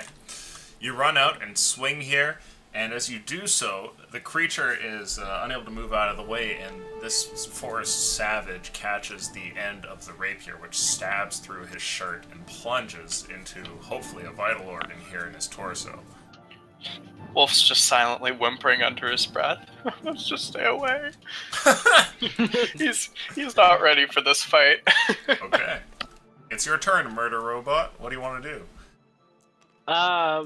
Alright. So I'm gonna cast Bless Okay. on myself, my good friend Benry, And let's go with Night Eyes, because he seems like a good person. Okay. I feel empowered! Yeah, with burners in like full kick, like nitro boosted, I'm just gonna fucking charge this way. Nice. Making an I attack. feel terrified! Where'd you go? No, my action was to cast Bless, so I Okay. just kind of fucking charge him. So you close distance with him there. It's your turn, Night Eyes. What do you want to do? I guess I step forward to support Bob, while like slightly in front of Rondo, and I swing with my glaive at for Savage. Sure. So go From ahead the and other move side of yourself. Nice. Okay. Then go ahead and roll that attack. Let's see what you get.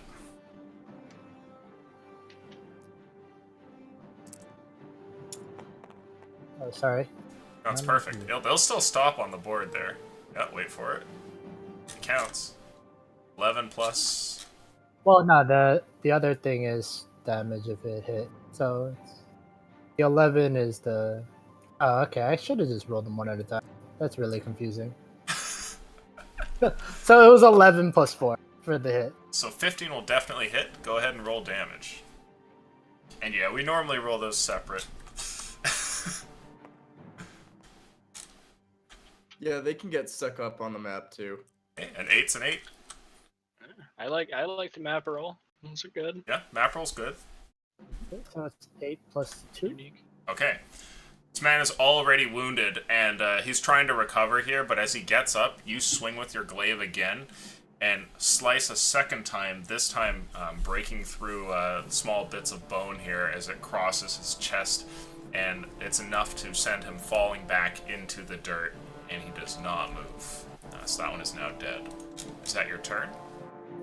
I will. Yeah, that will be my turn. Basically, I'm flush with Bob in terms of forming a line. Okay. Let's see. After that, Rondo rushes out to meet this one here and swings with his sword towards him.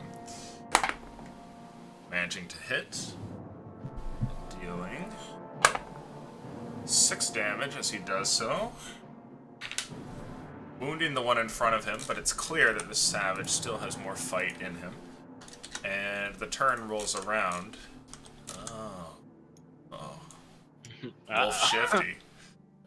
Uh-oh.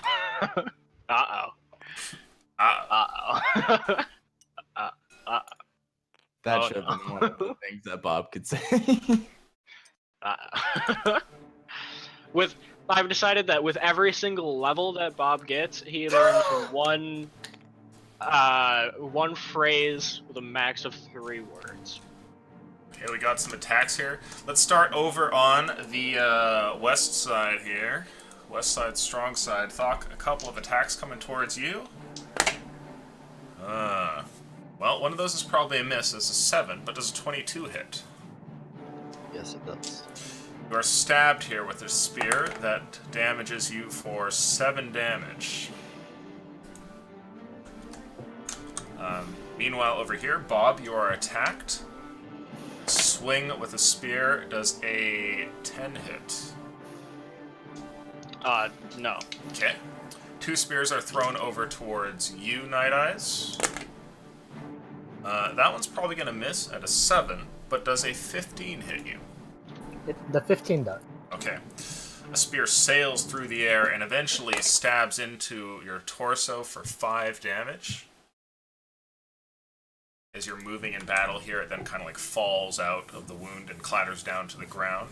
Over here, Rondo is beset on all sides and is quickly attacked. Oh shit, struck 3 times. Fuck. Uh-oh.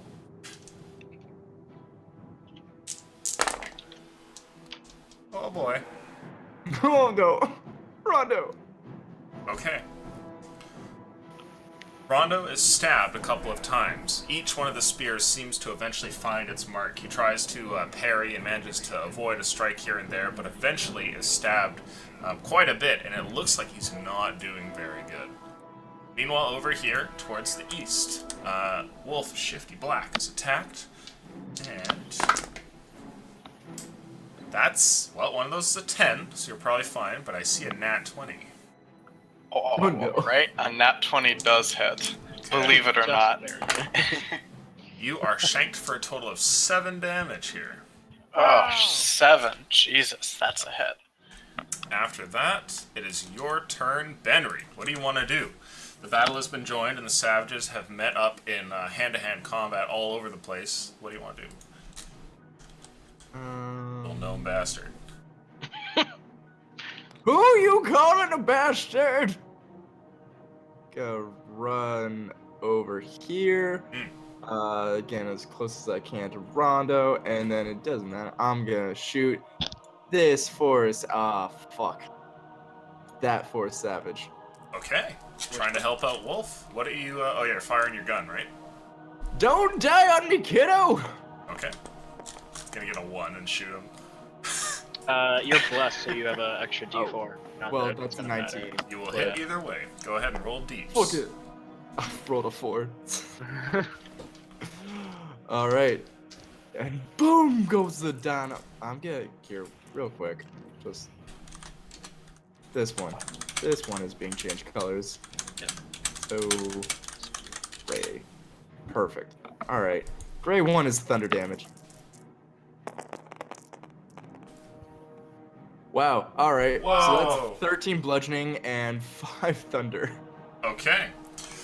You fire out again, and your shot sails with incredible accuracy. The blessing of some sort of higher power now surging through you thanks to your strange robot. Your shot strikes true, and the ball flies across the field, meeting with the forehead of this man, and the back end of his head explodes outwards in a shower of red as he falls down to the ground. Wolf?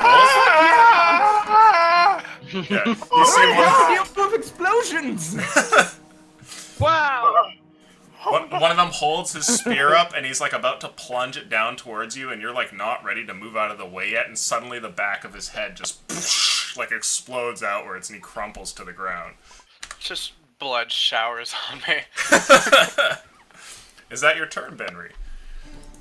I bless the rain down in Africa.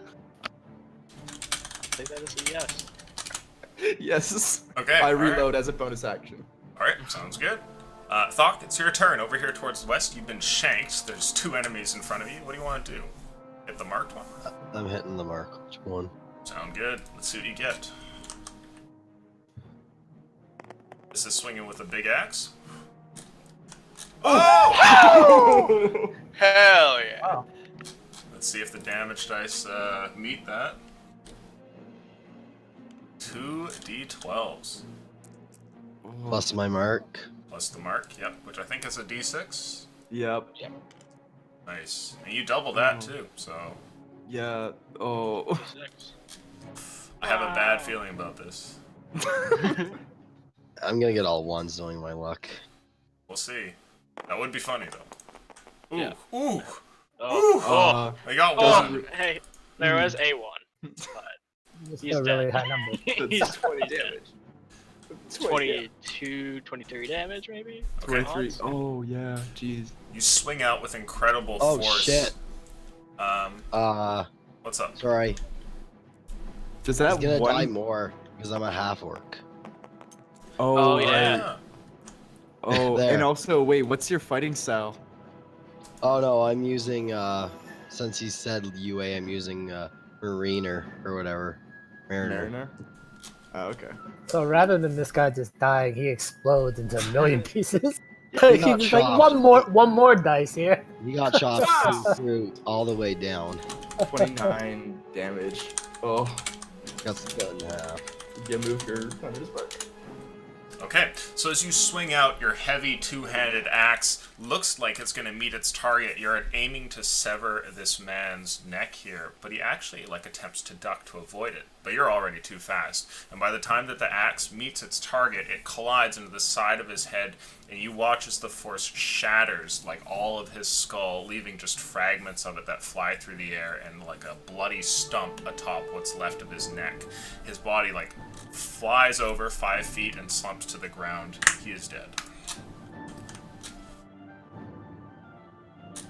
Can I move my hunter's mark? I can't remember the rules with that. I think if you have a bonus action, yes, you can. Yeah, I have a bonus action. Perfect. So we'll move that over here. The one in front of you, I assume? Yes. Okay, so he is marked as well. Is that the turn? Yes, it is. Okay. After a satisfying bit of gore, it is your turn, Wolf. What do you want to do? Alright, so he's just sort of sniveling a little bit. His hands are shaking. He's not used to this. And he looks over and he sees his pal Rondo taking a lot of hits.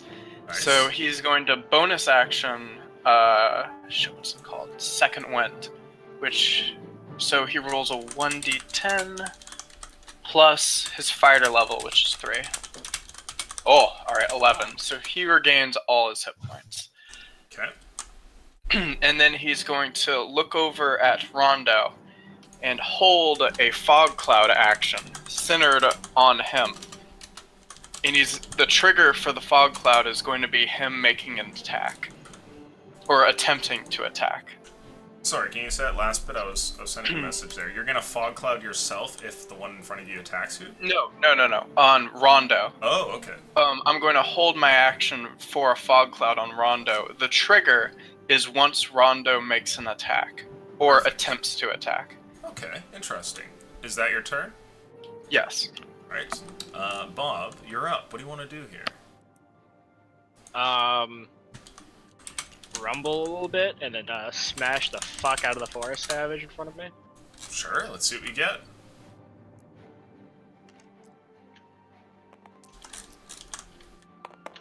Ooh, that was almost a 20. Oof. Not good. 6 plus 5, so 11. Not gonna hit. You narrowly miss this man who moves out of the way. Your servo's like attempting to swing out here and hit him fast enough, but you're kind of sluggish, and he's able to avoid it. Is that your turn? I'll rumble a little bit more, and yeah, and that's my turn. Okay. After that, it's your turn. What do you want to do, Night Eyes? So I am a little bit surprised by the wild melee that has basically erupted, because I've been training with soldiers mostly, I'll bet like recruits, but they've had some idea of formation and trying to get in line. So Yeah, you've never fought I'm, alongside 5 retards. so I'm shouting like, "Get back here, you fools!" And I'm even shouting at Rondo because he charged ahead, and I'm like, "Rally back on me!" as well as stepping a little bit to the right. Okay. So I am within 6 meters of Shifty here, and I'll be in range from there. I'm gonna move over here, and then I'm gonna cast Prayer of Healing, which is a 30-meter radius around my center location, and it heals. That up to takes 6 10 target minutes to numbers. cast. Oh, it takes 10 minutes. Yep. Oh wow, it does. I'm sorry about Yeah. that. Some prep involved. It's all Well good, then. dude. You have a How plan about- B.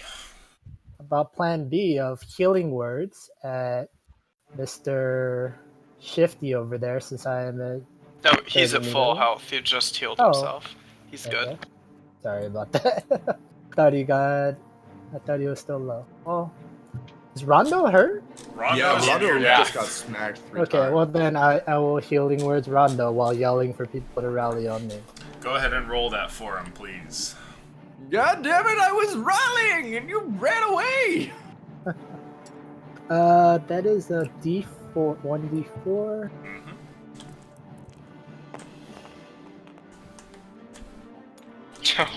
That looks to be a 1 plus my spell. Yep. Totals to... Wisdom modifier. That is plus 5, so it should be 6. No. You don't include proficiency. Okay. Wait, what is it's not spell Just your attack wisdom modifier? modifier. Oh, wisdom. So Yeah. you're a cleric? If you're a cleric, it'll be wisdom. It's plus 3. Nice. So 4 healing to our friend Rondo here. So he looks like he's doing a little bit better. Feeling invigorated. There's a certain pep in his step after you give out this healing word, but he's still bleeding profusely from having been stabbed so many times. You don't know Goddamn, how much, run away, kid! You don't know how much he's got left in him. Is that your turn?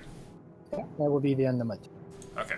I'd like you to go ahead and make for me a persuasion roll, please, Night Eyes. Mm.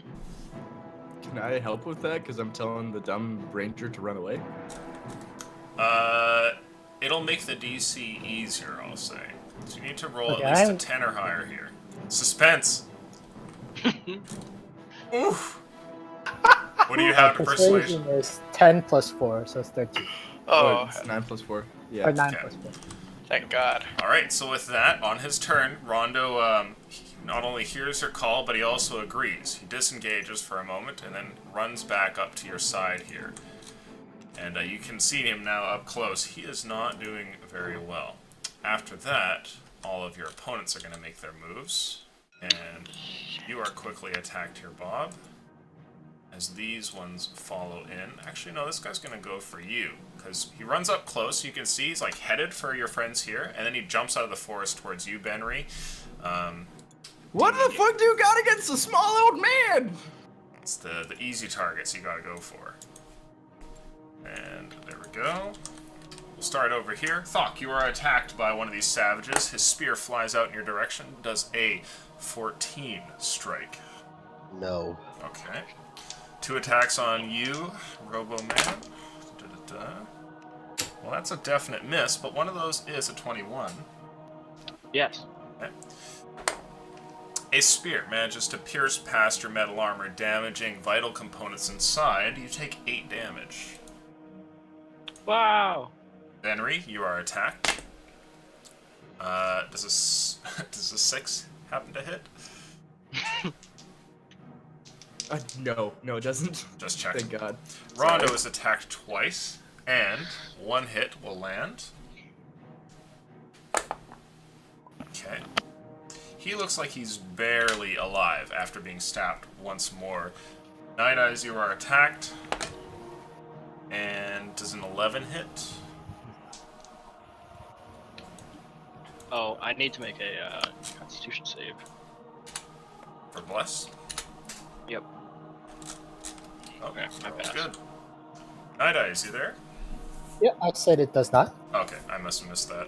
Wolf, you are attacked. Does a 13 hit? Oh, a 13 does not hit. Perfect. Okay.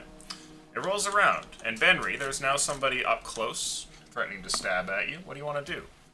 I will make that disadvantaged attack. On him? Yep.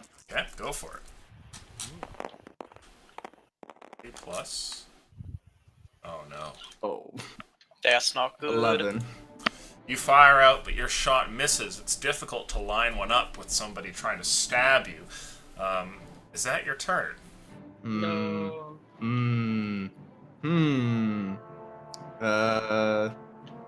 Yeah, I guess I'm gonna bonus action reload, and that's my turn. Okay, do what you gotta do. Thok, it's your turn. Taking the swing at the guy in front of me. Sure. Okay, here we go. Oof, yep, that's definitely gonna hit.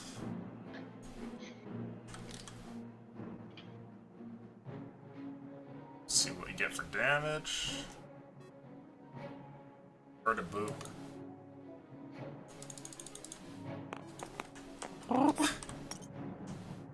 I was actually curious if the timer would start when I clicked it. Apparently it 7 does. damage. 7 Sorry, damage. 10. 10. Okay, there we go. This man is still alive. Is that your turn?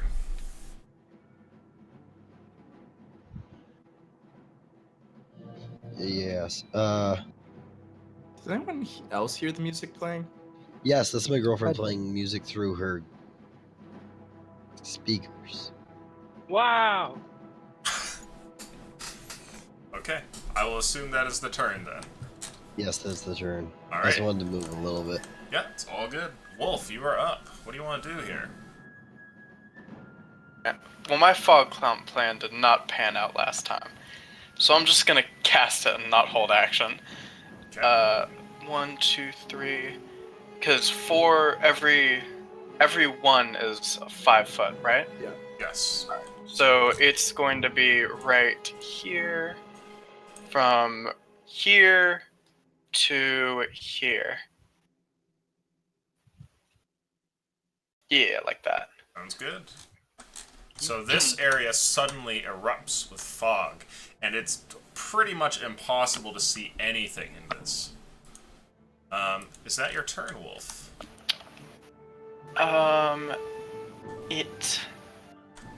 Yeah, that'll be my turn. Okay. After that, it's your turn, Bob. What do you want to do? I turn around and smack at that guy. Sure. 'Cause he's threatening my friend. Hmm? My friend WoW.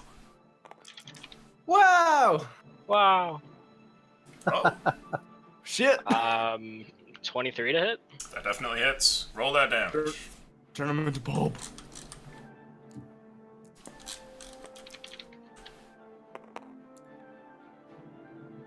Wow. 9 damage. 9 damage. Okay, he's still alive. And I'm gonna bonus action. Fucking second wind Okay. as molten like metal kind of comes out and fixes my wounds. That's it's a 7. So. There we go. Is that the turn? Yep. Alright, Night Eyes, you're up. You cannot see anything. What do you want to do? Am I back to back with Rondo when he reached my position? Yes, you can hear the sound of both him and the different savages all around you, maneuvering for position here, but ever since this fog erupted, you are completely blind and cannot see anywhere in front of you more than like maybe 1 foot, the kind of thing. Okay, so am I aware where he is? Yes. So at least I don't swing at him. Yeah. Okay, then I guess I'll swing towards away from him, like in like a wide arc. Sure. Go ahead And- and make a disadvantaged attack for me then, and we'll say that you're going for this guy here.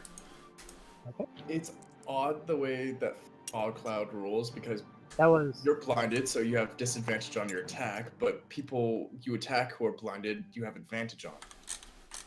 That is Is this janked. sick? Go ahead and re-roll that. There we go. Oh, So 17 and a Advantage, so... what disadvantage. So 17. Well, you're So definitely 17 hitting. plus 4. Yep, that is going to land. wow. Let's see what you get for damage there. One that you are hitting is not wounded. Oh, a straight 10. That is Shit. 10 plus 2. Okay, I'm gonna roll luck. Alright, you swing out with your glaive, and as you do, you swear that it strikes into something, not forest branches, but a combatant nearby. And you can practically hear throughout the fog the sound of his dying breath, and then the slumping of his body hitting the ground. You feel something that lands on your boot, and realize that it's his hand. That one is dead. Is that your turn? That will be my turn. Okay. Let's see. Rondo here will make an attack. And his is also a disadvantage. Okay. He swings out and manages to actually strike one of them. And let's see here. Oh, okay. One of them is felled, and once again you hear the sound of a body slumping down to the ground. So for those of you in the fog, you can tell that a couple of them have just been sundered. After that, it's the turn of the savages. One of them makes a swing out in your direction here. We're going to roll randomly. If it's a 1 to a 10, it's at Rondo. Okay, it's at Rondo. The poor guy. A disadvantage. Definitely a miss, so that's good. Thok, you are attacked with a spear over in the corner here. Does a 9 hit? No. 2 attacks on you, Bob. One of those is a 5, and the other one is a 8, so you're probably good. And then you are attacked, unfortunately, Benry. no! 5 is Am I- probably not going to hit. No. Is he in the fog? They're on the Oh, edge, no. so they're not affected. Okay, okay. And then a swing out towards you, Wolf. Does a 16 hit? 16 does not hit. Oh, Got some big AC. 17 Yeah, AC. I've got 19 AC. Ooh. Ow. How's that? It is. I'm wearing heavy armor, so 16 plus 2 shield plus 1 fighting style. I see. Full on protection, and I got shield. I'm a mama's boy. She prepared all my armor for me. Okay. Did you paint it black? Absolutely. Yeah, he Thank God. requested that. A thing to note, if you have a shield, a rapier, and all the armor and everything, and you're casting Fog Cloud, you might not actually meet the requirements for that depending on what it asks for. Is it just verbal? concentration, let I me believe. check. Yeah, it's verbal and somatic. So yeah, I'd have to drop my sword, Then cast it, the next then turn bonus hold out. action, or I can bonus action return it to my hand because of the Eldritch Knight feature. Ah, I see. Very clever. I was wondering, can you cast out of your weapon for an Eldritch Knight? It's Yeah, you no, can it's not summon an it. arcane focus. Yeah, it's you don't need any material for Fog Cloud though, luckily. Mm-hmm. So that's an interesting one. So after that, let's see. There's some attacks. You are not hit, and Benry, you're up next. What do you want to do?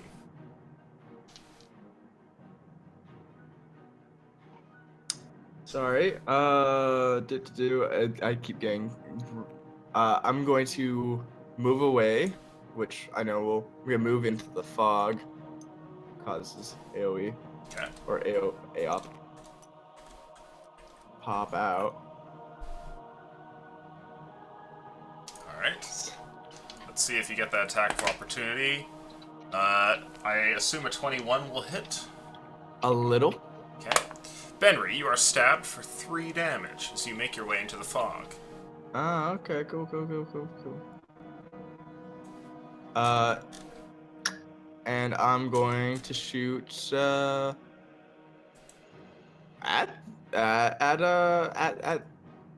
sorry, at this one. Yeah, I'm good. Gonna shoot Okay. that one. Red, See white. if I can kill him right away. Okay, go for it. Let's see what you get. America. A 1 plus. Oh. Oh my god! Again. 11. This time, the lead ball strikes a tree, and branches just snap off of it in an explosion of little bits of timber. Is that your turn? Wow. I'm gonna continue. How much movement do I have left? I can't actually see because my guy is so tiny. I have another 10 movement and get a move over here. Let's shout. Bob, are you okay?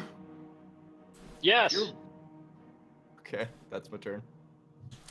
Does Cure Wounds work on a Warforged? If you're talking about in my stuff later on, absolutely not. But in this one shot, sure, why not? Okay, because I also have Mending. So anyway, that's my turn. Okay. So after that, it is your turn. Thok, what do you want to do? Hit the guy. Sounds good. Or attempt to hit the guy. We'll see.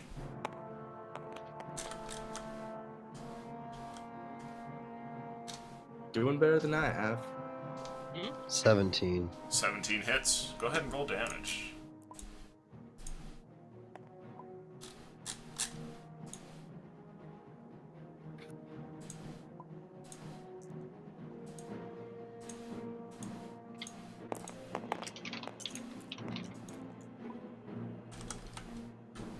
What's with the D8? I have Colossal Slayer. Oh, Jesus. So 1, an 8, and a 7. How much is that total? 19. 19. Okay.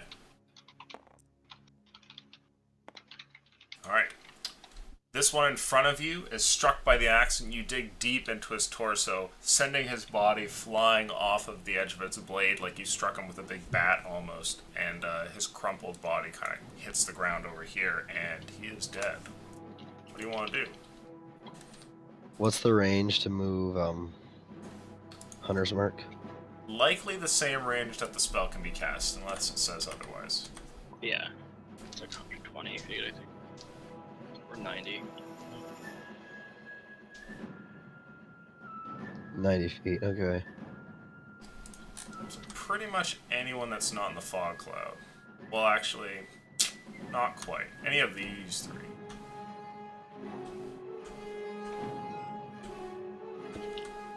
One on the left. Okay, sounds good. That one is now marked. Are you making any movement or anything? Yes.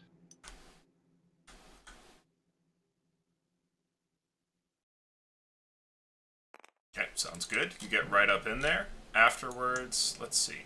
That is the turn, yes? Yes, it is. Wolf, you're up. Hands shaking. He's going to make an attack with his rapier against the forest savage right there. Okay. Let's see what we get. Okay. Shaking is right, sir. Shaking is right. I'd like you to make me a dexterity saving throw, please. Alright. That's one I'm good at. Alright, so that is a... Give me 1 second.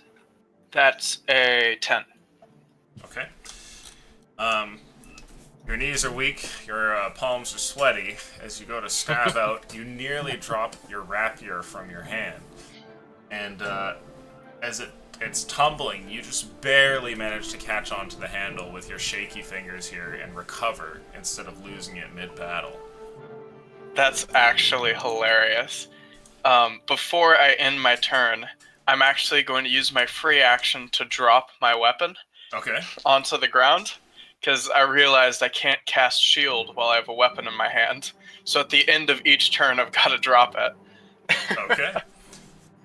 Yeah. Wow. This thing tumbles from your hand here and clatters on the ground. The savage looks to you with a look of victory. And after that, Bob, you are up. I do a little bit more shaking, Yeah. and just fucking smash that guy again. Go for it. Let's see what we get. Oh, not that it matters, but 18 to hit. 18 hits. Roll damage.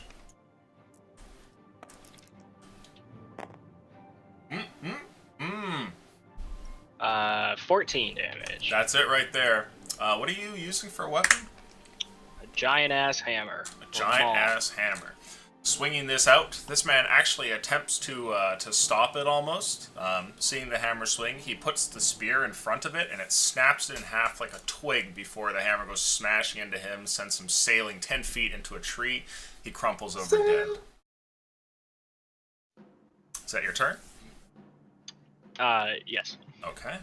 After that, it is your turn. What do you want to do, Night Eyes? You still cannot see. I do know that there's someone else other than the friendly in the fog, correct? Yes. You happen Okay, to know so- that to your left-ish, Rondo should be there fighting. You can hear him moving around, and you can hear the grunts and stabs and whatnot of the savage that should be somewhere in front of you. Okay, so I'll make a disadvantage roll against the savage Go for in it. my attempt to swing widely at him. Oh no. That's, Oh, no. I'm not even gonna roll. But You might get a 1. that's a nice. Oh, there you go. Okay, alright. So 2. You swing out and miss, and as you swing, something happens. Your glaive catches on a tree. And as it does, it gets stuck. I'd like you to make a strength saving throw for me to pull it out from here.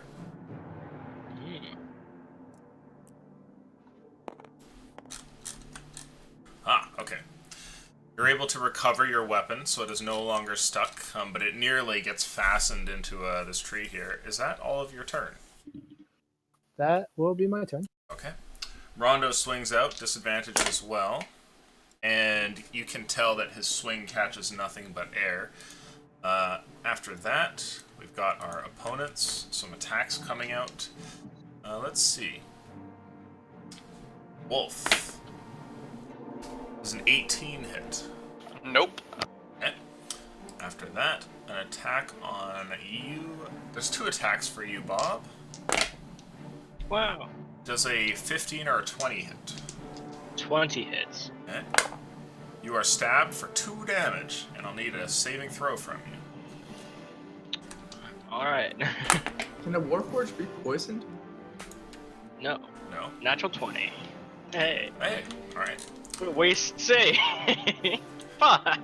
And meanwhile, over Have here metal in the poison? brush, a swing goes out, and you hear Rondo, who lets out a cry of pain, and then hear a body slump to the ground.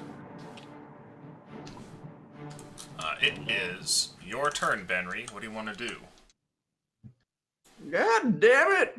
Should try to hit one. Yeah, I'm gonna try to hit the one near Bob. Okay. Question: is it possible to end concentration whenever, or do you have to do it on your own turn? Ah, I don't know. I've never messed with that. I'd be fine with doing that in this instance if you wanted. All right, yeah, I want to 24. end the fog cloud right now. Okay, sounds good. 24. Okay. So, that definitely hits. Damage is okay. 9 bludgeoning and 2 thunder. Okay. Not the greatest. The one here is struck and still alive. Is that your turn? Oh. Yeah, I'm gonna bonus action reload, and then seeing Rondo on the ground, just gonna like run up next to him. Okay. You managed to get next to him, but you have used your action. Is that the whole turn? Yep. Thok, you are up. What do you want to do? Hit the marked one again. Go for it.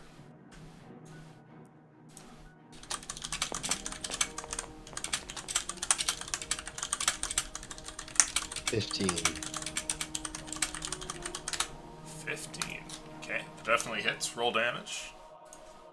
Hasn't taken any damage, right? Nope. I have my dice stacked depending on what damage they've taken. If they've taken damage or not. Clever strat. Clever girl. Oh. 14. Okay. And roll luck for you. And that one is killed in a single swing. Is that your turn? Now I want to transfer Hunter's Mark again. Okay. One close to you? No, to the other one. That's by Rondo. Sounds good. That one is now marked. Is that the turn? Yes, it is. Perfect. Wolf, you're up. What do you want to do? I want to... Shit. I don't know what to do. Yeah, I think I'm just gonna attack Forest Savage again. Okay. Oh wait, bonus action. Use his Eldritch Bond feature to summon his sword back to his hand, and Okay. then make the attack. I was gonna say, because I think it takes an action to lean over and get your weapon. Let's see what we got. Oh, that is a... That is a 13. 13 hits. Roll damage. Sweet. Please tell me you're just leaving the sword stuck in him. Might as well. Oh, nice. That's 10. You lunge forward, and for the first time in your life, you kill a man wolf. As your rapier plunges through his chest, you watch as he stares down and staggers back for a second. His body leans up against a tree, and he slumps down to his knees, leaving a crimson mark across the bark there. He looks in disbelief, goes to breathe, and from his mouth bubbles up a bunch of oozing blood before he coughs and sputters and falls to the ground dead. Wolf is just crying. I didn't want to do that. I'm so sorry. And then he will run away to the rest of his group. Okay. What armor are you wearing? Heavy armor. Oh. Shoot, What's what your is it? strength? Oh, that's a good point. I think I messed that one up in character creation. I'll fix that after battle. I forgot about that. Because fighters only get chain from their I get leather and a longbow. It's. Oh right, all right. I'll edit that. Maybe. It's all good. So let's see here. After that, it is your turn, Bob. What do you want to do? There's still one alive in front of you.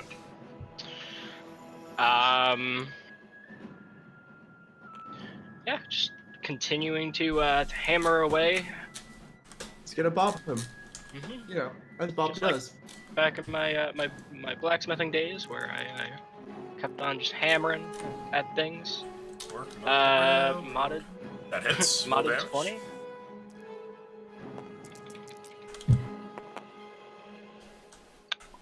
Um, 11 damage. Smash this man with your hammer, and his skull caves in as well. Wow. Is that the turn? I charge at this guy, and that is my turn. Okay, sounds good. You run up over there, and afterwards, it's your turn, Night Eyes. What do you want to do? So I heard Rondo fall in the dark, so Yes. I'm holding my weapon in my right hand, and I kind of kneel down. I start feeling around in the fog. Oh wait, no, there's no fog.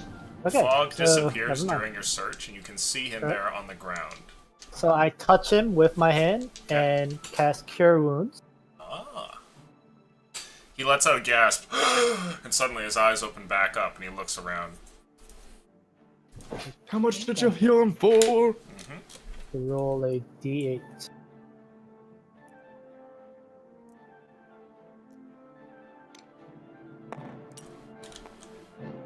Oh. Clutch. So 7 plus 3. Yep. Okay. So that's quite a bit. You heal him up for 10 health. He's looking much better as he wakes up here, though clearly still a bit confused and dazed with the situation. Is that your whole turn? That will be my turn. Okay.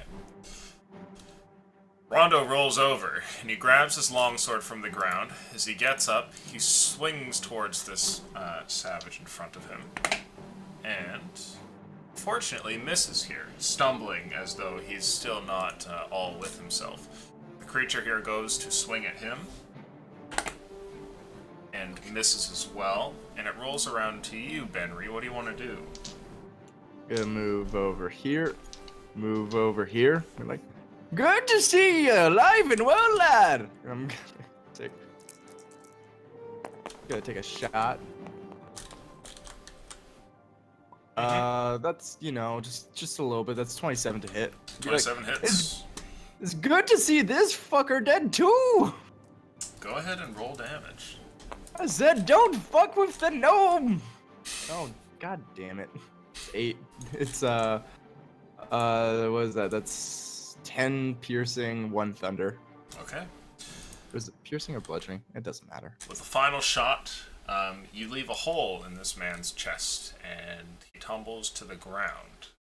You are all no longer in combat. Congratulations. What are you crying about? That was really intense. Guys, my real name's not Wolf. No shit! It's Wrecker. I'm sorry. Wow. I wanted to be Yeah. cool.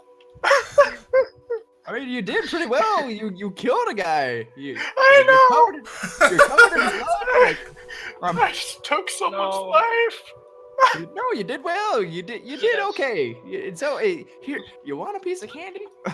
And with that, we'll go to a 5-minute break. Thank you very much. Wow. Yes. That was hilarious. Holy Get in the carriage. I should just fucking leave a bottle of alcohol in front of him, man. It's reminded me of a certain other character. Trauma for everybody. Works out well. Sweet. All right, we'll be back in 5 or 10 minutes here. I'm gonna stuff some food into my mouth, and then in the last hour and a bit, we will conclude this and see what happens during your guys' strange adventures. Fair enough. We'll be back in a minute. God, I love Benry so Yeah, much. you should play him again, maybe in episode 2 Yeah, or dude. something. We'll have to make changes, but I thought they're great characters. You know, just I love the voice that you're doing here. It's amazing for a gnome.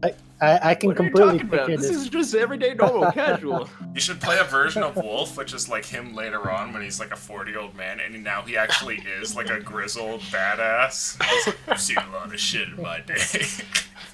My name Killed is my Wolf. first man when I was 14. I was a pedophile when I was 14. Like, wisdom is just like 7. Like the seen lowest some you can go is I'll be right back. actually 7. Hell yeah. Oh, also, whoever did it, thanks for pointing out the AC. I completely forgot about that. Yeah, I felt bad pointing out in the middle of battle. I was like, but wait, is he able to wear heavy armor? That Oh, yeah, requires some strength. No, that's perfectly fine. I completely forgot about the whole strength limitation. Shit happens. Still, fucking dope. You have high AC still. And now this time, what? Because you have leather now? Yeah. So I won't have the disadvantage on my sneak checks, Exactly. So, which is definitely a relief. what's is it studded leather or leather? Regular leather. So your AC is 14 plus your shield, so that's pretty damn good.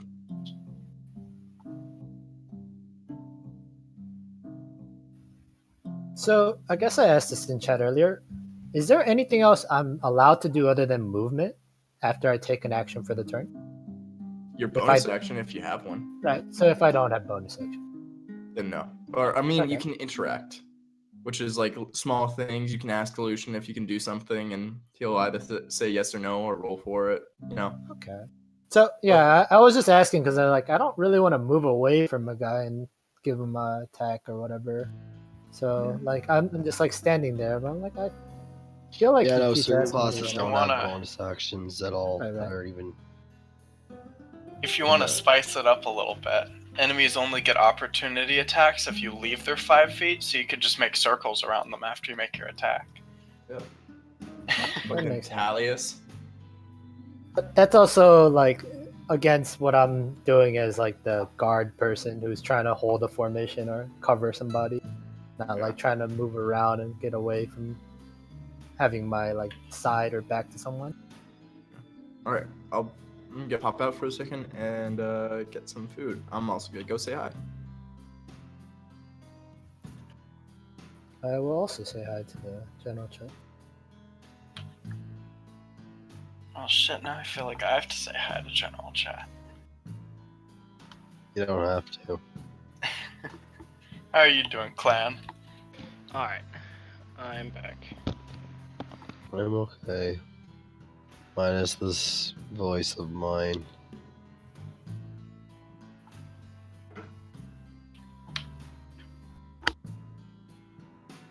So is Nida as a cleric? No, I think you just joined in. Night Eyes is a cleric, yes. With a glaive. A death cleric with a glaive. That's also Wow. a Goliath. I've noticed a significant lack of turning shit into gold.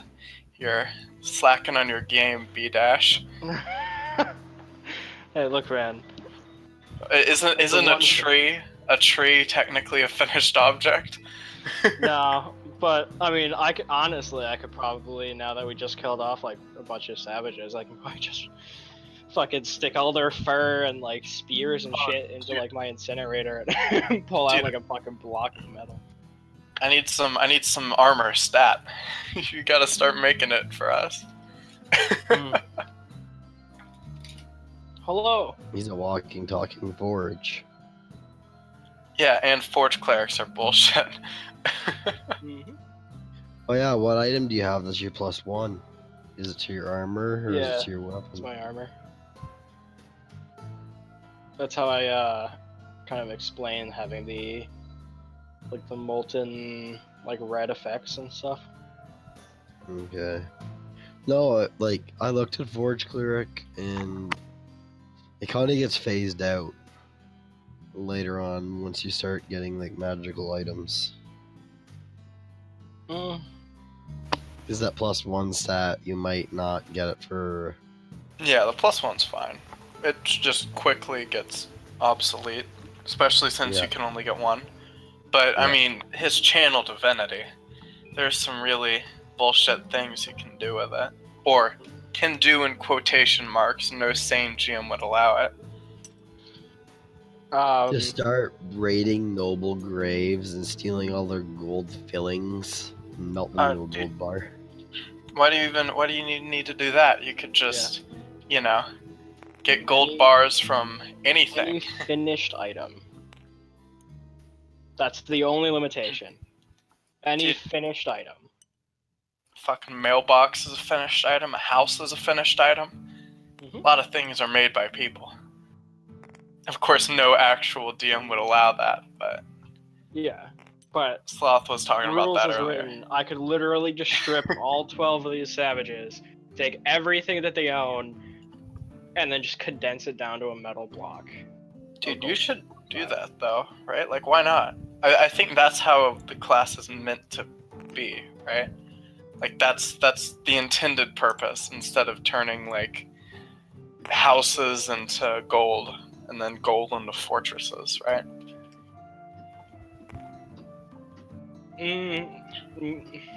Like, not condensing down every fucking thing and like transmuting it into gold. Like, I can understand, like, Well, I'm just saying that, like, I can't think of a better situation where you could use your channel divinity, right? mhm. Like, this seems like how it was meant to be used, rules-wise. What channel divinity? Forge Forge clerics. cleric.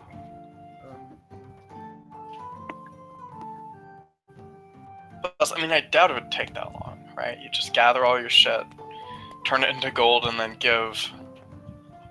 Who... is Thok? Strength? Clan. Or clan.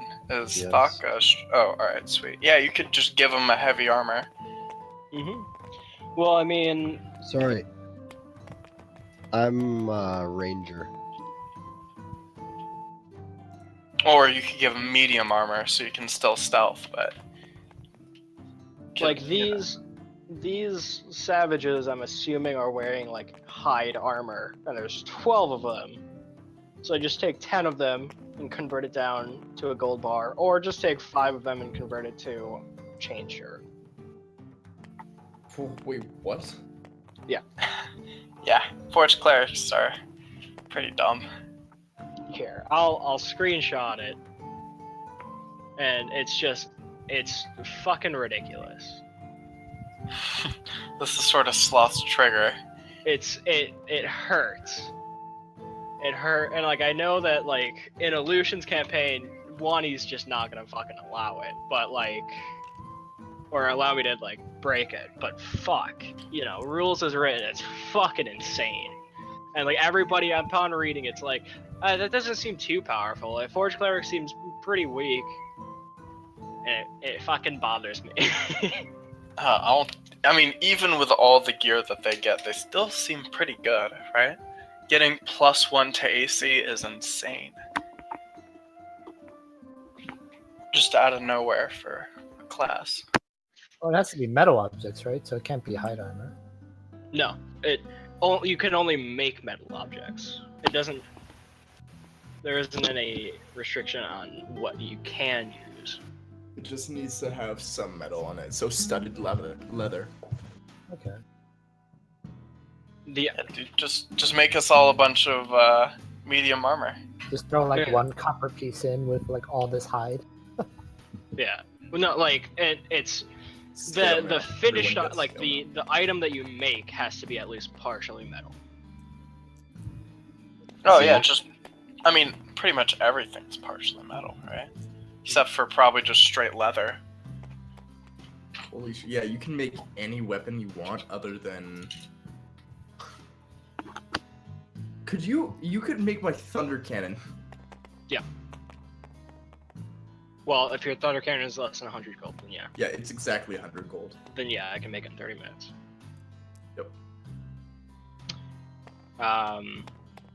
Yeah, the object can be worth no more than 100 gold, and as part of the ritual, you may expend metals, such as coins, or other finished items. So just take all of their swords. Swords, armor, it doesn't have to, like, what I'm expending does not have to be metal. Does it have to equal the same value or what? Yeah. So the entire like world is basically after you as their next golden goose. They're gonna kidnap you and be like, you are gonna churn out these items all day. Like, I'm Well, not. He's sort of a forged robot. I think they've already done that. You're Death Domain cleric. Correct. Goddamn. So I naturally always have Ray of Sickness, False Life available, Blindness, Deafness, and Ray of Enfeeblement. For my second level, I guess I picked Prayer of Healing and Zone of Truth. And then for first level, I have Healing Words, Cure Wounds, Bless, and Inflict Wounds. Fair enough. Yeah, I went with spiritual weapon. Death Scythe. Ah, that would be a rank 2. Guess I could have prepared that instead of Zone of Truth. Yeah.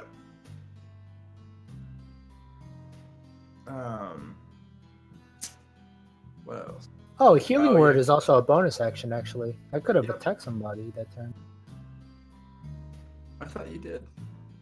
I just moved into the area that was closer to Wolf because I thought he was still hurt, and I also thought prayer was instant because I was reading the thing wrong. 'Cause the duration is instant, but it was the time to cast is 10 minutes. So from there, I just did Healing Words at Rondo, but I didn't attack anyone.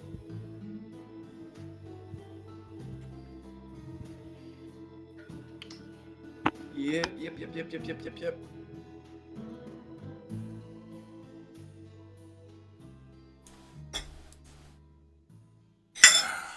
Yeah, I have what spells? I have Alarm, Cure Wounds, and Expeditious Retreat. Expeditious. Thank you very much. Yep, that's what I meant. It is rapier. Fucking pleb, you probably don't even say prestidigitation, right? Prestidigitation. You're supposed to stutter in the middle. You go prestidigitation. The dead dated wham. Prestidigitation. Speaking of prestidigitation, I have that, so I'm gonna be using it constantly to make myself smell nicer. Just I mean, also FYI. all of the blood that's currently covering your body. He needs to be reminded of his guilt. Oh god, I killed someone! Yeah, pretty much. God, I hate being a third caster. Damn it. Okay, I have eaten. Is everybody good to go? Yep. All right, let's see where this goes. I'm probably gonna have to leave for like just a couple seconds in like 10 minutes from now, but it shouldn't be that bad. All good. Sorry. Go fuck yourself. The battle has been won. Candy has been offered. Everyone is still alive. What do you guys want to do? So I just make sure that Ronda's okay before I start walking around and cutting a singular ear off each one and putting it in my bag. Each of the savages. Okay. Well, that's a little bit of a weird hobby you have there. Our town pays for these savages' ears, I reply. Oh, well, let's get to chopping.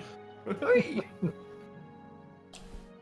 Rondo seems like he's doing okay. He has regained consciousness. Some of his wounds have healed, though not all of them. And he's able to stand up and kind of winces in pain on occasion, but he's otherwise okay. Took some slaps there, didn't you, boyo? Yeah, it was a bit rough. Well, you did good. Just, next time, maybe don't run right into conflict. I thought you'd all be coming with me. Yeah. I see how you might think that the tiny gnomish man who looks like he's about on death's door was gonna run up behind you and start kicking ass. He seems Yes. to ignore this and continues walking away from you. No.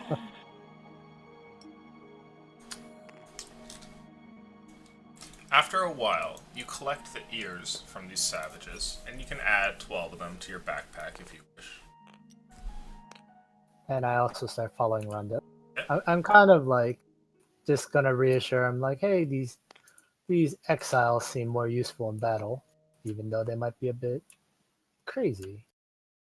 It's good that they can fight at least. Probably gonna need it if it turns out that my eyes weren't deceiving me the other night. Can I start moving through the bodies and just checking for medals? Ah. These savages don't seem to have much like that, and as you go from one to the other, you find that furs and spears are pretty much the most that they have. Most of the spears have but a rock on the end, one that has been sharpened and honed as best one can. You do, however, find one thing. It seems that one of them has on his ring a trinket of some sort, perhaps a stolen piece of jewelry, definitely something that sticks out against the rest of their gear. You find a silver ring that has a kind of blue or greenish gem set into it. It is on one of their hands. It has a bit of like muck and dirt on it. I let out like a steam cloud and I shake really hard. Okay. I'm like, yes. No. Over there, Bobo! No, you just like keep repeating it, like yes, yes, yes, Yes. Yes. I'm gonna start Bob, fist pump. stop! You're creeping me out. I shake a little bit more. Okay. We need you to find you a lady bot. All right, what do you got? You Yes. can build one. Yes. You can also make one at level 6. And I show my small companion the ring. Ah. Do I notice anything about it? Does it look pretty? I'd like you to roll for me an Arcana check, please. Okay.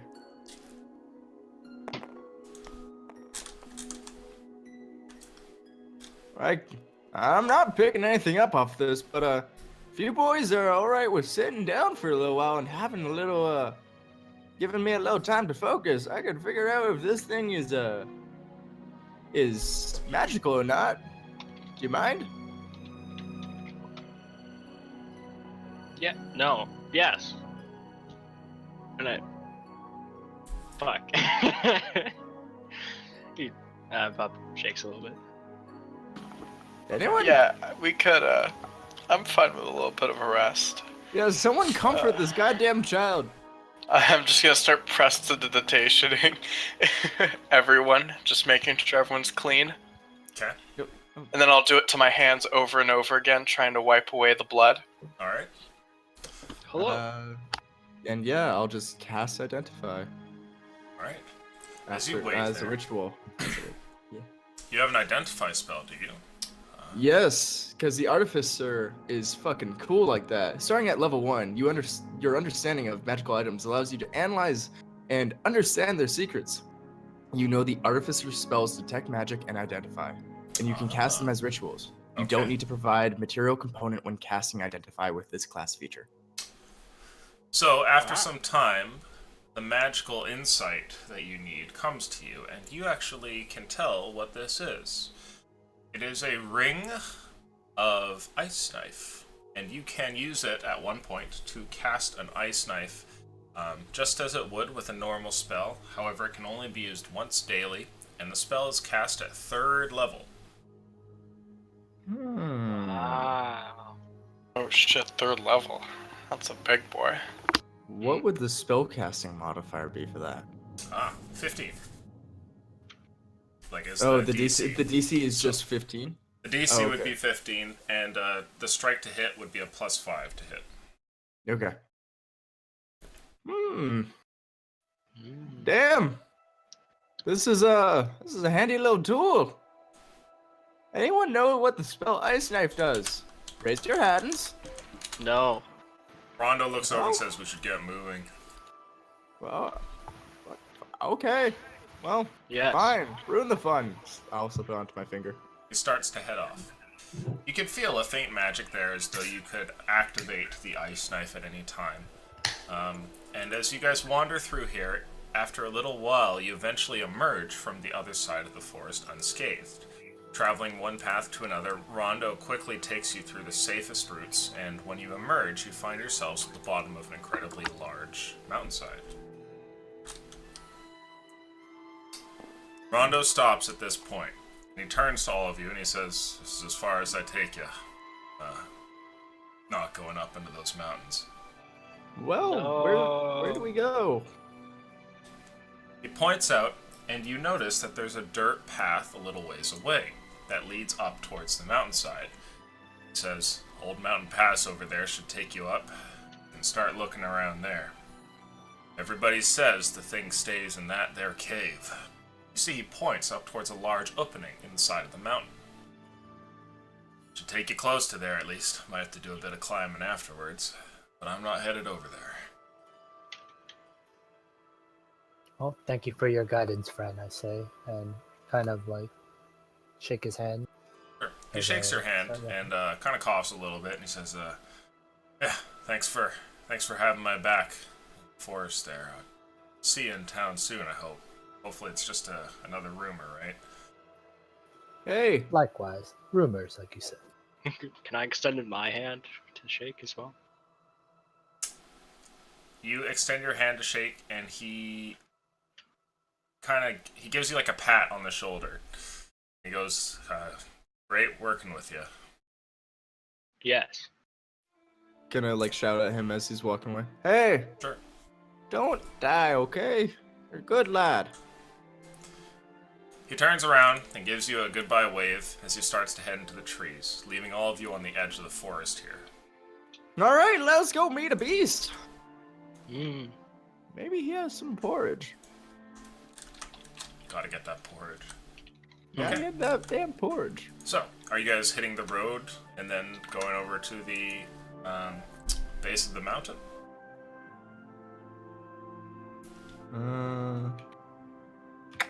Yes. Okay.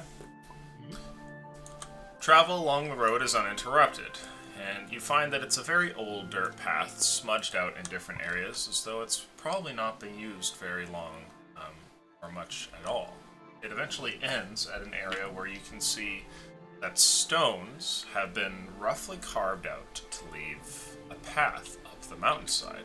It's like stairs that have been crudely smashed out with a sledgehammer or something like that, but no one has taken the time to really decorate them or make them look nice, so that they're still jagged here and there. You guys headed up? Yep. Okay. Ah. As you were traveling further up here, you noticed something. There is a dead man whose corpse has fallen midway up the path here, and you can see that both of his legs seem to have been severed or perhaps pinned by a boulder which has fallen and crushed him. His pack is for the most part strewn across the ground and is horribly damaged, and the corpse is old enough that it's barely more than just some desiccated flesh over top of a skeleton.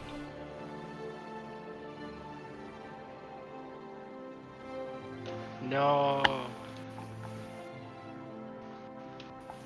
You say no. That's Yeah. I just thought like a small, like long no. Well, why are you so torn up, boyo? Are you guys gonna keep going? I guess I'll like to make an investigation Sure. just to see if I can identify if he is a savage or a townsperson. Go for it, yeah. Roll investigation. See what you find here.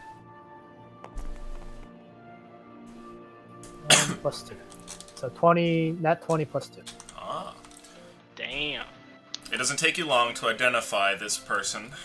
You don't know exactly who they are, but it's clear from their clothing and the rags that are left with them that this was someone from a more civilized place than the savage forests below. There's a regular tunic and some slacks, and the backpack is definitely one that you would see an adventurer wearing as well. There are remnants of some armor, as though underneath his clothes a piece of very damaged chainmail has survived. And furthermore, you find that his pack, though it has more or less been destroyed, it does contain something.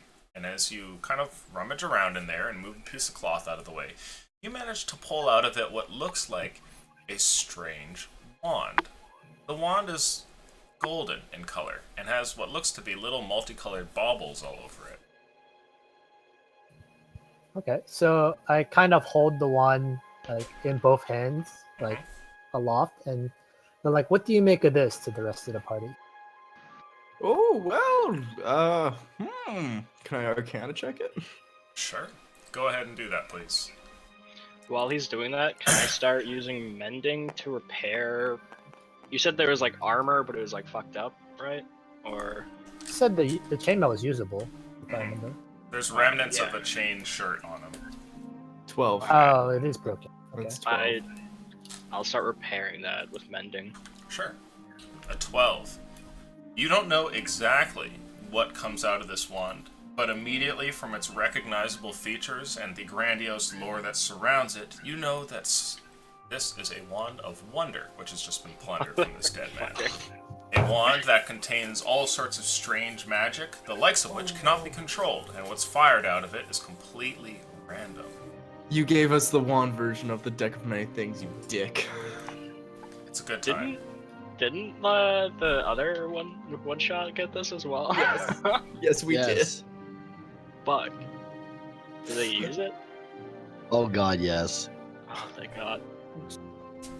Yeah, hold it out. Butterflies. Butterflies everywhere. I'm just gonna hold it out and just be like, "Wow, this is you know what? Gonna look over at Raykar. I'm just like, do you want to be as edgy as you say you do, Well, kid? I don't know. We Take I this don't and know. try to use it. Just when we get into trouble, just try to use it. I'm it good. might surprise I think you. Kid. I don't know if I want to be like that anymore. That battle took a lot out of me. I mean, it could just save your life. I'm good. He's just gonna ignore you. Does anyone want this wand of wonder? It's pretty cool. No. Oh, well, okay. Well, I guess I'll take both items. Hand it over to him. Yep, I just hand it over to the gnome. The chainmail is being repaired, I think. I haven't Yes. even picked it up. Yes. So he is free to take that as well. It doesn't look like it's going to be ready immediately here, but you're able to mend up a couple of different parts here and there, and you think in a couple minutes you'll have this usable once again. Oh, could I help him with that? I have mending as well. Sure, yeah. So I'll between the go two to of the you, front. after a minute I of... offer mending. Oh, nice. Okay. In seconds, the chainmail shirt is put together by you three and is now usable once again. Spots of rust have disappeared and broken links have been repaired. So if you want, someone can add a chain shirt to their inventory. Can I look up what Wand of Wonder does? What do you mean? If I use it, can I look up what I roll, or are you just gonna tell me? I'll tell you what happens. Okay. If no one else wants to take the chain shirt, I'll be glad to have it. Alright. That's all you. Okay. Alright, It is yours. sweet. So, after that, you guys continue heading further up the pass, and eventually get to a point where you can see there is a rough landing that leads up to an incredibly large cave. It's the one in question. What do you guys want to do? Are you headed inside? Oh yeah. Yes. I'm just gonna follow the adults. So I don't have night vision. How dark is the cave? Ah, the cave at first allows some light in because of how large it is, but towards the back end it becomes pitch black so that you can see nothing from within. I'm gonna cast light on like my chest furnace to like kind of make it brighter. Okay, sure. If we are heading in, I also follow suit and cast light onto my glaive and hold it out like fully extended in front of me like a torch. Hey Bob, let me take a squat on your shoulder again. Yes. Woohoo! Alright. Good. Climb up. As everybody Thank you, friend. travels, I would like you all to make for me a perception check, please, as you step in towards the dank and dark cave. Is it dankest worth of noting caves. that I have 120-foot dark vision? Okay. 10. 120 foot. Oh fuck. Yeah, Mod I have 20. goggles of the night. Oh. Wow. That's a 16. 16. 10. 10, Yep. 16. Okay. I think I'm missing one. Oh. Oh, sorry. Modded 20 is what I said. Oh, okay. So, as you step inside, some of you hear something further up ahead. Now, Night Eyes, you can hear that there's like a bit of a grumble, something like that, and it sounds like there must be some sort of beast in here. And you're not the only one to hear this. The expression on the faces of Wolf and Benry, it's clear that they've seen it as well. And also, you have heard it as well, Thok, but you think that the creature is actually closer than it would at first appear. And as the echo comes out, you think that it might actually be hidden and watching you guys much closer than you think, and might actually be closer towards the mouth of the cave than the back end, though everybody else is clearly still looking further towards the back.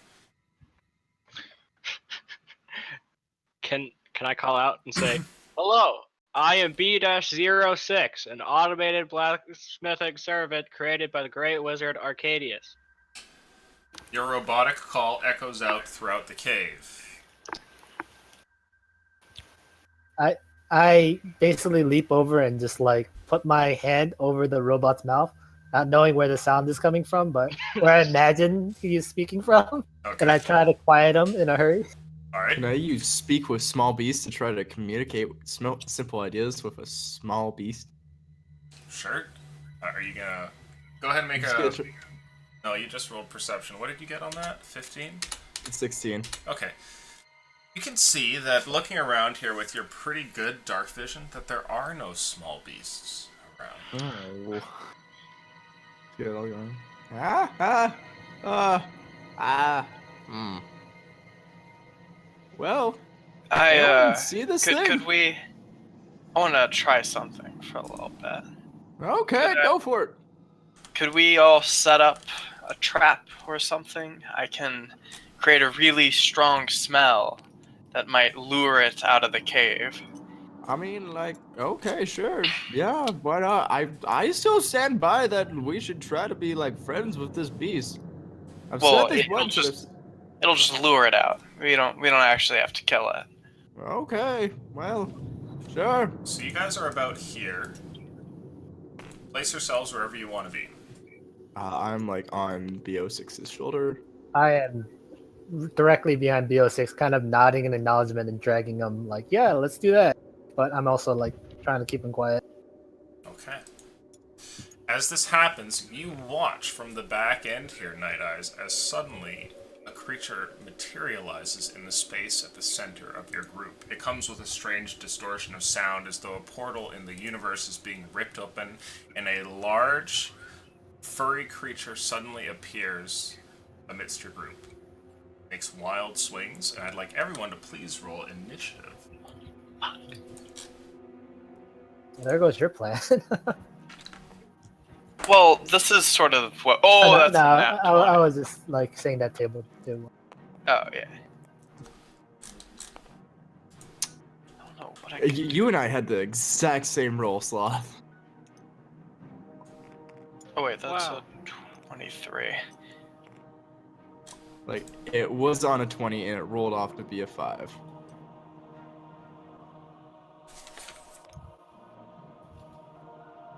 Angry. Go. I taste of magic. Angry.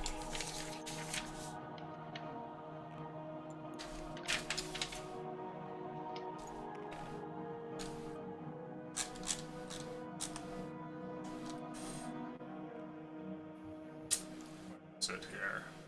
Ah, yes. Sweet. We'll use this token.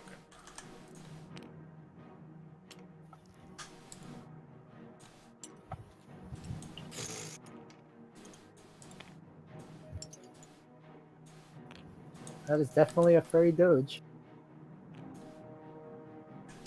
The creature that appears seems to be wearing no more than a pair of gauntlets around its first two, like front limbs, which it uses to kind of move around on the ground here. These golden gauntlets seem to hum and buzz almost with a magical power, and the creature turns towards you with a face that looks very much like that of an incredibly large dire wolf, though clearly something is amiss. It lashes out to attack, and we'll see who the favorite is. I mean, That's- I was making a lot of noise. That's you, Benry, Fuck. I'm on top of his shoulders, come on! which means you're engaged with him. Ah, Hey. shit! It tries to bite at you first, and as it does, it has advantage. Oh, but those are shit. Piss poor rolls. Does a 14 hit? No, it doesn't! Nice. After that, he swipes at you with a claw. Does God damn it. Oh, that's a nat 20. Fuck! Oh no! How does prone work if I'm currently on Bob's shoulder? No. You're struck for many damages. You take 19 damage as a claw swipes out and strikes you. Jeez. Are you still Alright. conscious? Yep, barely. Okay. I would like you to make for me a save to try and stay on top of Bob's shoulders as you've suffered an incredibly heavy blow. Make for me a Constitution saving throw. Yeah, no, that is a 7. You fall prone onto the ground nearby as the creature swipes out, and it is now your turn, Wolf. What do you want to do? So he's off of his shoulders, right? Separate from him. Yes, he has been slapped and has fallen to the ground, probably like right here. Huh. So... Shit, who wants to be away from him? Wait, my character would know, but is Zabas a melee guy, or does he have a bow? He wields a glaive in his hand. Alright. So he sort of wants to distance himself. And Bio can just move out of the fog cloud. So I'm going to fog cloud right here. Right here. Ah, Like this. okay. So whoever wants can, disengage for free, and Benry can't get hit with advantage again. So like this? I want this side to be free and open. So more like this. Yeah, something like that. Okay. Some of you are swallowed up in fog all of a sudden. Is that all of your turn? I'm gonna action surge attack him. Okay, go for it.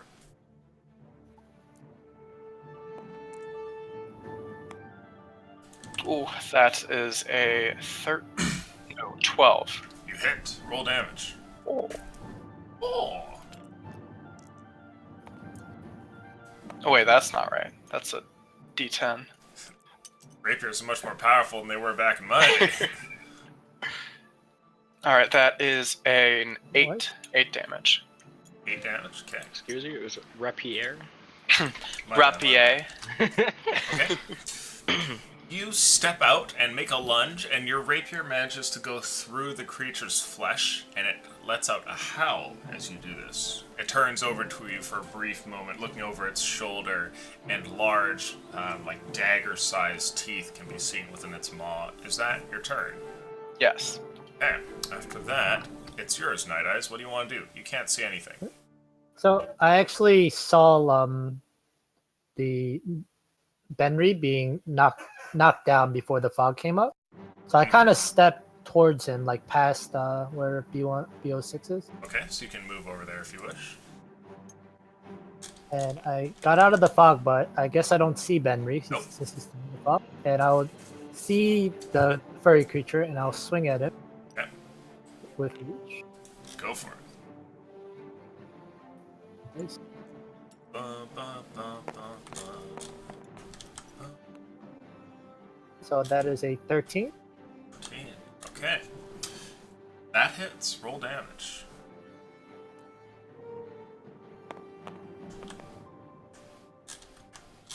That is a 8. 8. Okay.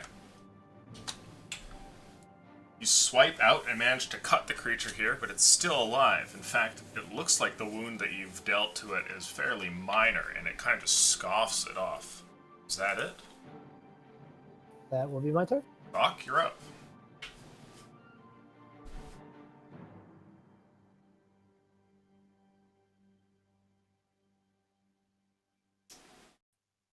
Wait for it. Wait. Wait for it. Oh my god, I can barely talk. Sorry, coughing. Hunter's Markham. Okay.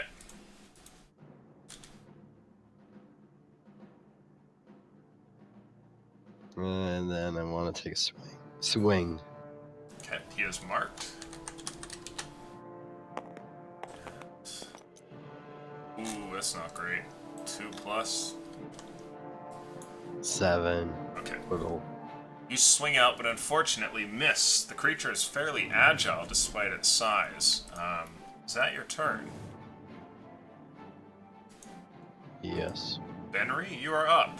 You have fallen to the Alright. ground here and can see nothing. The sound of the creature gnashing and swinging about can be heard. Help! I've fallen and I can actually get up. Okay, I'll stand up. And I'll stand up for half my movement, so I have, what, 10 feet left? I'm gonna disengage as my action. Okay. And then bonus action, I'm going to cast Expeditious Retreat, and that means I get to dash. Okay. And yeah, that is my turn. Alright. After that... Oh, it's the enemy's turn.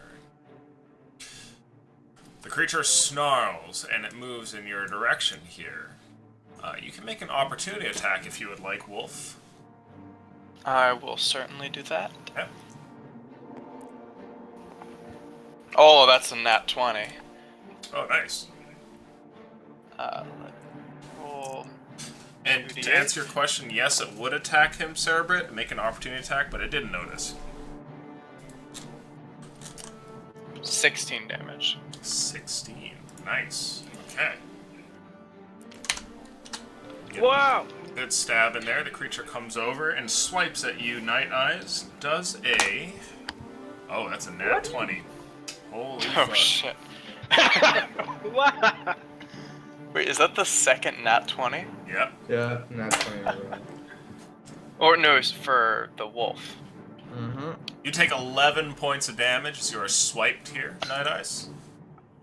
Oh, jeez. After that, the creature turns and faces you. And Thok, you are attacked. Does a... Ooh, that's probably gonna hit. Does a 26 land? Yes. Okay. You are bit by the creature. And as you are, you take... 12 points of damage. And I need you to go ahead and make a saving throw for me. Strength, please.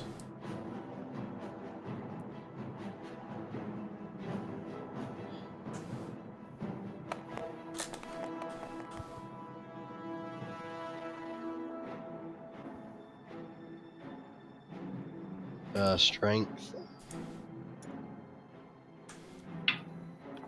12. 12. Okay.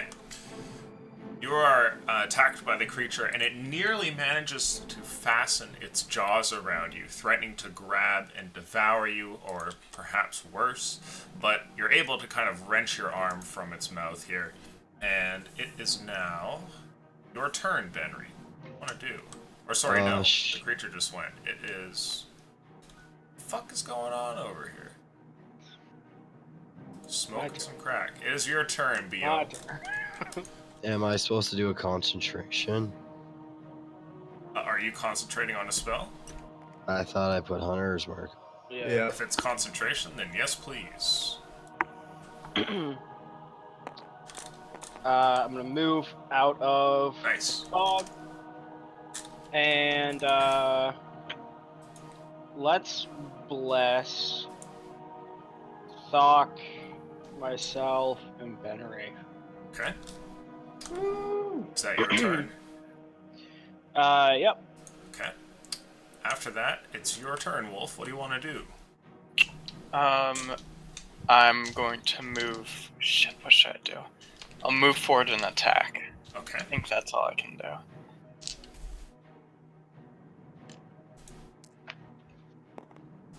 Oh, that's a nat 1. Wow.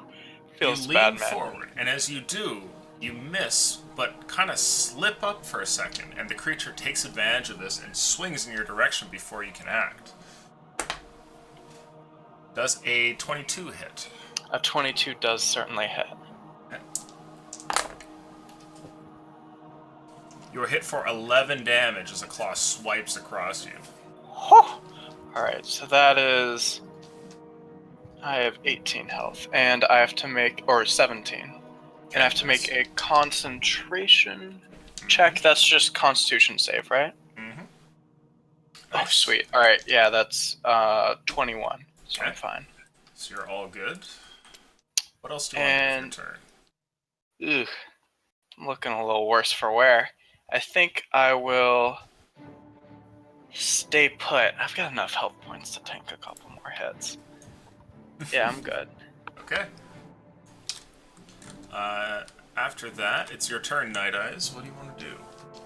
Okay, so if I move from where I am, do I invoke a opportunity attack from the furry creature? As Since long it ran up to get up into combat with you, yes. Okay. So But it's you'll have to only if you disengage. move away. You Yeah. can Right. move into the fog cloud, then move back, and then move here if you want. I don't know if you have enough movement to do that, but I can move 30 feet, so I should be able to do that and kind of break the engagement. Is that Sure. Yeah, as you run into the fog cloud, the creature turns to swipe at you, but you're too swift and manage to get away. The creature having already made an attack on not its turn. So I want to cast False Life on myself, Nice. which is a D4 and then +9. Let's see what we get here. Nice. Right, so 10 health to myself. And I also want to like shout at Benry if that's okay. I'm sorry, Sure. guys. Yeah, talking's a free action. You talk as much shit during the games you want. Well, I kind of want to like tell Benry like, because he's on the other side of the fog, so he might not have a clear picture of where the wolf is. Like, try to give directions exactly where he is next to Bob or Yosef. Sure. What do you say to him? Like, if you're aiming your boomstick over there, old man, then you have to aim. And then I give like a rough approximation of where he is. Okay, sure. Is that your turn? Yes. Alright, Thok, you're up. I'll try and hit him again. Alright. You have an extra D4 because you're blessed. Not Oh, that it's gonna matter. Okay. You swing Wow. out, but as you fucking do, rolls. Jesus. unfortunately, you manage to miss here, and I need you to make me a strength saving throw.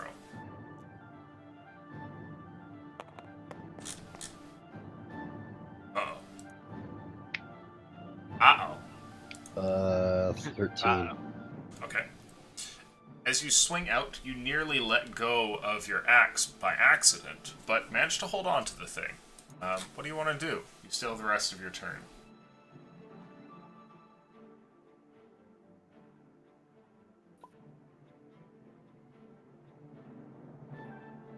Is that it? Yeah, I have nothing. Okay. After that, let's see here. Benry, you're up. Alright. First, I'm gonna move there with my movement, and then I am going to move over here and be like, "Thank you, son!" And move over here with my bonus action dash, because expeditious retreat. Okay. So there. And then I'm gonna pull out the Wand of Wonder and try to use it, I guess. Oh, that's great. It's crazy how different your character voice is from your actual voice. Go ahead and make That's that why I roll was for so me, impressed please. by that voice. Attack of opportunity? Attack roll? A D100. So roll okay, two here. tens and say which is which. The gray one is the single digit. Ah, Okay. God, what is it? The ones digit. Sounds good. Single digit. 20. 26. 26. As you hold out to the wand, towards its end, a cloud of a noxious-looking vapor suddenly erupts. Give me 2 no. seconds. You done Wow. fucked up. Are we all about to be poisoned?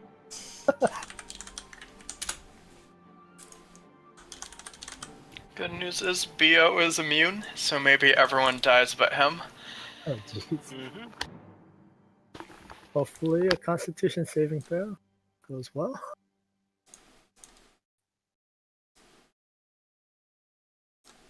Fuck. Okay. A nauseating yellowish-looking gas explodes from where you point the wand. I need everybody in there. Let's see here. Oh, it'll be at the start of your turn. There's going to be bad things that happen to you. What is this? Poison or My Yes, bad, kids! you'll be fine. Don't worry. okay? So Benry, you hold out the wand. A large yellow cloud of some sort of strange vapor erupts into the area. Is that your turn? Yep. Okay. Let's see here. Whoops. Does it obscure vision or? It does. So it functions like fog Oh, cloud. sweet. Alright, hell yes, I can just run. The creature here cannot be seen, but you all hear a familiar sound, like some sort of portal in space is being torn open, and the whole thing seems to vanish, like leaving a vacuum in front of it. For a brief moment, you can feel like wind rushes towards where the creature was in front of all of you, and it appears behind you, growling. And it makes, Oh gosh. it makes I an mean, did attack it- on you, Benry. How does it Goddamn. know where I am? Did that vacuum also pull the cloud a little bit closer so it's away from me? Because it was a vacuum of air? Sadly, no. The creature makes a swipe on you, but luckily, I'm guessing a 10's not going to hit, will it? No. Okay. No, He swipes out, but misses, and the turn rolls around. Bo, it's your turn, and you have no idea where anything is. Which makes me curious as to how the wolf did. Did I hear Benry get attacked? Or Roll like perception check, please. I'm sorry, that I don't know what the fuck's happening, but 13. Okay. You heard another portal open up over in this direction, but that's it. I'm just gonna walk directly in that direction and kind of bump into Zabat or Night Eyes. Okay. I'd like for you to make a dexterity saving throw, please, Night Eyes. Okay.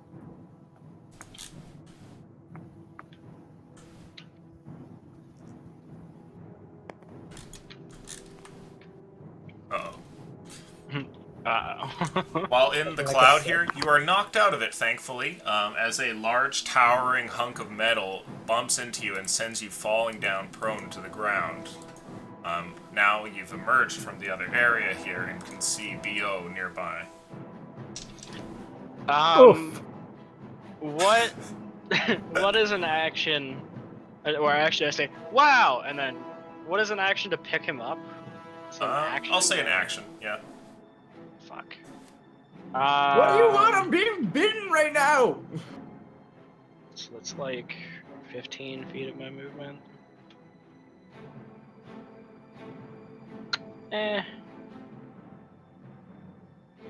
Yeah, I'm gonna start walking up. I can only get to like around there. That's in range though, right? I'll say you can get close enough. Sure. Alright, here, I'll just... And while I'm running up...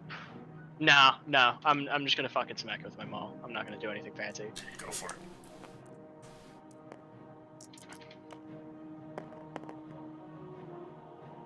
Uh, 17 to hit? You definitely hit. Roll damage.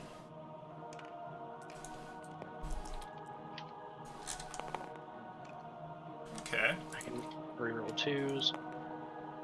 Fuck. Well, shit. 7 damage. Alright, you swing out and manage to hit with your hammer for some damage, but the creature's still up. Is that your turn? Yeah, Alright. there's nothing I can do, so... Wolf, as you start your turn, I need from you a Constitution saving throw.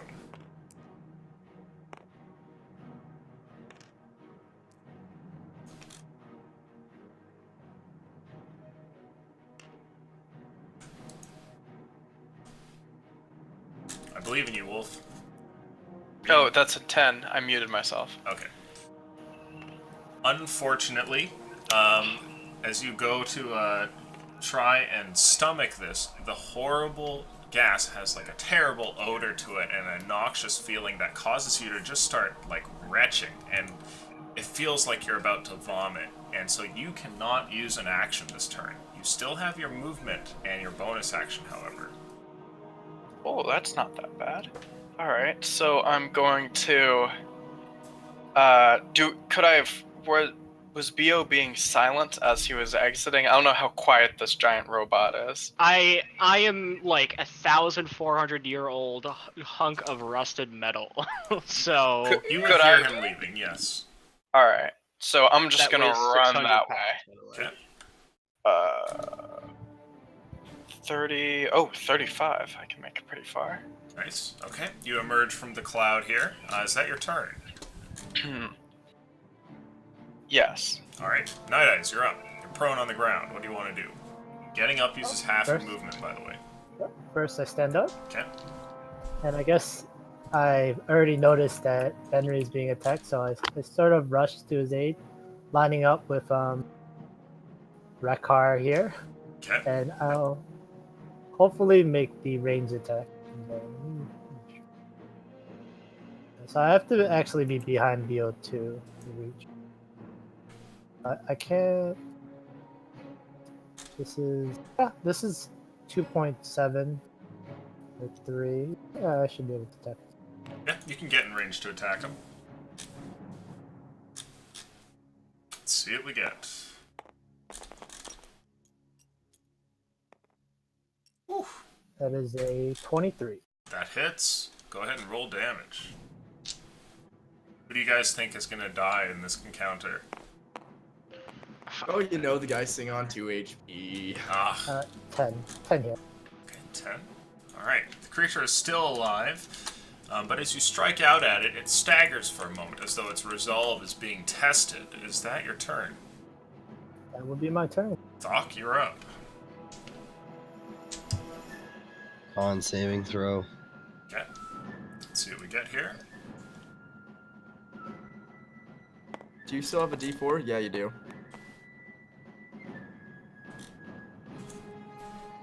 Probably don't need it, but...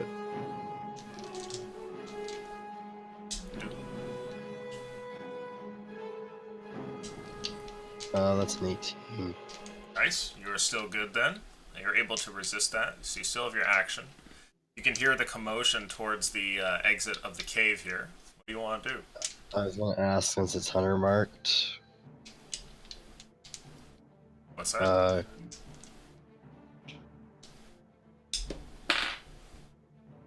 Could I do a perception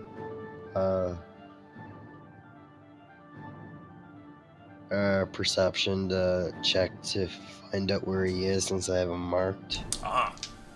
Right now, with enough commotion towards the opening of the cave and the sound of battle, you can tell where he is more or less. So you would know that he's in this general direction. Because now people are swinging and slashing around and everything. You just hear an old man screaming, "Oh my god! Exactly. What is wrong with this thing?"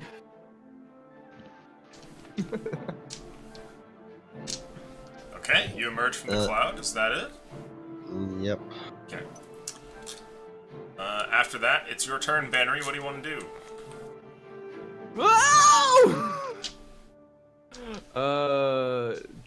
Jeez. I really don't know, cause he fucking just he appeared again beside me. I'm just freaking out. God. Yeah, I guess I'll just disengage again. Okay. Now you And should have then used just- the Wand of Wonder on him again. That's what you should have done. I was very much contemplating it. I'm just gonna like run. I don't know, right here, I guess. Okay. Is that the turn? Yeah. Unfortunately, yeah. I guess I'll just swap out the Wand of Wonder for my Thunder Cannon again. Or Okay. I don't know. The creature turns over towards you, Bo, and decides to swing at you and try and bite at you. The first Who is the ring? I do. Yeah, he has the ring. Okay. Is a 15 hit? No. How about a 24? Wow, yes.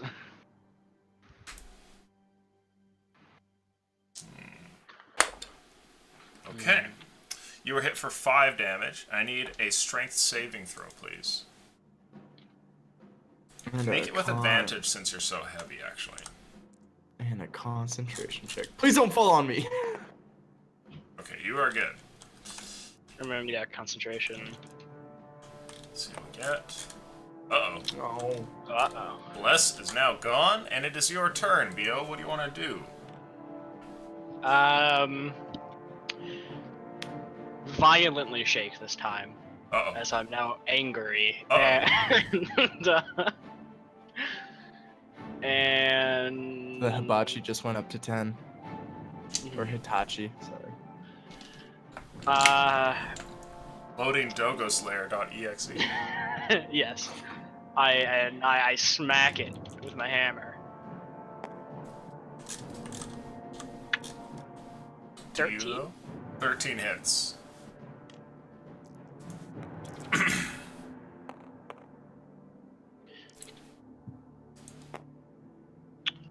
Fuck me. 8 damage. No, 9 damage. 9. 9 bludgeoning. Creature Hit staggers rolls. back as you hit him with your heavy hammer. Is that everything? Who look? I'm gonna bonus action Shield of Faith, Benry. Okay. Thank you, buddy! A magical shield surrounds you, old man. Next up is Wolf. It's your turn. The creature is there, striking at your metallic companion. What do you want to do? Alright, Rekar, determination welling up inside him, is gonna move 10 or 16. He's just gonna try to circle him, Okay, sounds good. which he'll be able to do, and then he'll make a melee attack. Go for it. Oh no! That's not good. That is a 9. That misses, unfortunately. Is that your turn? Yes. Okay, Night Eyes, you're up.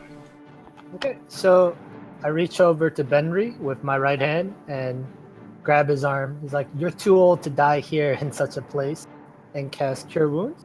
Okay. And as a bonus action, I'll also cast Healing Word to. You cannot, and also- unfortunately. You can only cast one leveled spell per turn, Okay. so choose So- one or the other. All right. So just Cure Wounds then Okay. on Benry. Nice. You don't have to roll a That is not the d20 wrong for that. dice. It's the wrong one. That would be That the is the best wrong heal ever. Why is there not a healing spell that rolls d20s? This is the 8, right? Mm-hmm. Thank you, son. Alright, well, that is a 4 heal. Okay. Benry, you heal 4. Is that your whole turn, Night Eyes? That will be my turn. Alright, Thok, you're up.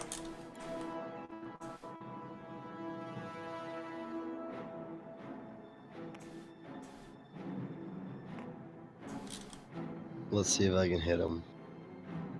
We'll see. It's been rough luck so far. Oh my god. Oh my god. Savagery. What in the world? I was gonna use the dice tower from now on. These Screw it. fucking rolls. I'll fight the curse. You'll Don't do beat it. the curse. Don't do it. Don't. Please don't do it. Veteran players tried to warn him. Benry, it is your turn.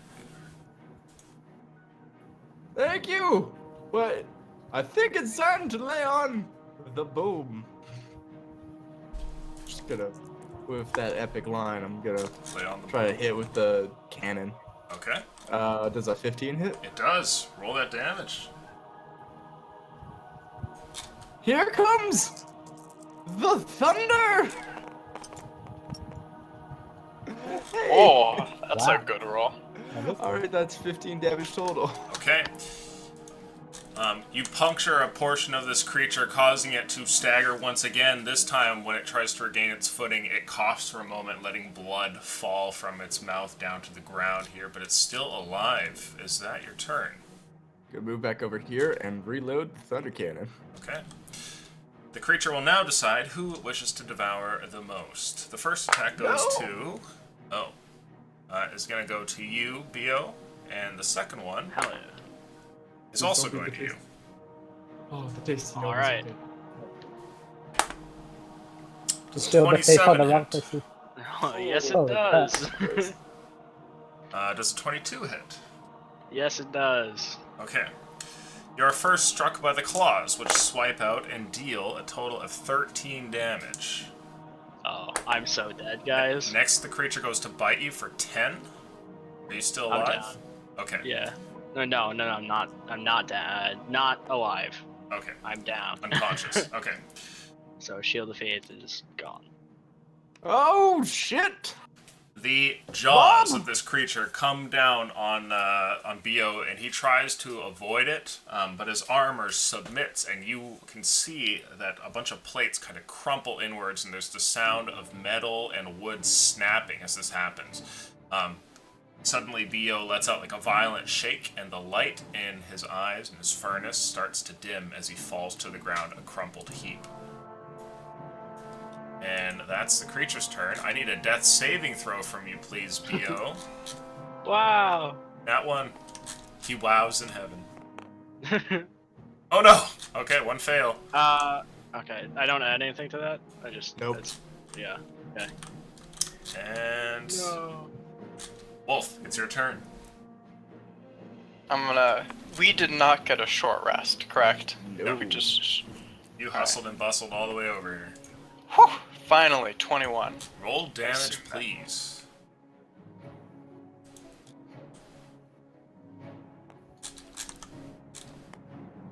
Oh, nice. Alright, so that's a 9. 9 damage, okay. And. I think. Yeah, that'll be the end of my turn. You lunge forward, and your blade stabs into the back of this creature here, going through the back end of its torso. And when you pull this out, it turns to face you. As it does, one of its front legs kind of buckles here, and it coughs out blood onto the ground. It tries to lunge towards you, but fails to do so as it sort of slides in the dirt and the rock. It coughs again, and then stops moving. You are no longer in combat. Oh, Ah, Come on, little buddy! And you say Cure Wounds works Okay. right now, yeah? On constructs? Yeah, that's fine. Alright, come Um, on, little buddy! And I'm going to cast Cure Wounds on Okay. B06. Right? B-06. Excuse I'm me. sorry. That is 10 health back there, Bobby. Wow, thank you. While everybody's trying to catch their breath, if we're gonna be here for about 10 minutes, I'm gonna start praying, and Ah, hopefully we stay the whole 10 minutes. okay. So with that, the combat concluded. All of you find that the creature here kind of seems to almost fall apart and shrivels up into what appears to be a man in front of you. Its animal form kind of peeling back, revealing what looks like a human man that has been horribly stabbed and cut many times. And on his hands here, he has what looks to be a set of golden gauntlets. Is otherwise naked with just a loincloth and lays there on the ground dead. Well, who wants to know what these are? I feel like none of us should put on those gauntlets. Yeah, likewise, but still, hey, gold. Yes. Shiny shit. Yes. Alright, well, while you're praying over there, I'm gonna identify over here. Okay. Over the next little while, seeing as how we're coming up to 8 o'clock, we shall end the adventure. But I will tell you guys what happens at the end of your little adventure here. You find that those gloves are gloves of teleportation. And you also Wow. find that the rest of the cave is empty and that there's nothing in here. Just a curious lack of life, most creatures likely having been devoured by this horrid beast. As you return to town, Night Eyes, you accomplish your task and manage to kind of get these different exiles to live a somewhat normal life and keep out of trouble, instead defeating a beast which had been terrorizing the town in the night. And all of you live, to some degree, happily ever after. I like the gloves of scaleportation. I was going to make it an alligator, but I thought that'd be too close. Too obvious. It should have been. I would have liked it more. But still, He throws Goddamn. rocks at you. Yeah. You just fucking huzzah! nailed it. Congratulations, everybody. This is probably one of the few one-offs that I've done where nobody has died. I want to see Hey. what would happen. I was gonna use the wand of wonder. I'm curious as to what would have happened if I would have.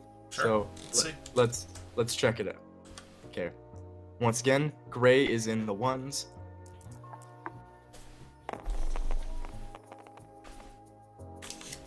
Oh, that's 100. Wow. If you target a creature, it must make a DC 15 con save. If you didn't target a creature, you become the target and must make the saving throw. If the saving throw fails by 5 or more, the target is instantly petrified. On any other failed save, the target is restrained and begins to turn to stone. While restrained in this way, the target must repeat the saving throw at the end of its next turn, becoming petrified on a failure or ending the effect on a success. The petrification lasts until the target is freed by the Greater Restoration spell or similar magic. So there's a nice little gnome statue in this prison colony Exactly. now for all of eternity. Wow. And that is the end of his story. Lucian, you spoke too soon. So I hope you guys all enjoyed yourselves. I did. Oh yeah, that was a lot of Benry fun. Rockbell. Sorry. Excuse me. Benry Leaf Chime really enjoyed himself. Thank you Fantastic for having me. characters, guys. all It of was you. amazing, man. Thank you. Thank you. And So happy I actually got that character voice for once.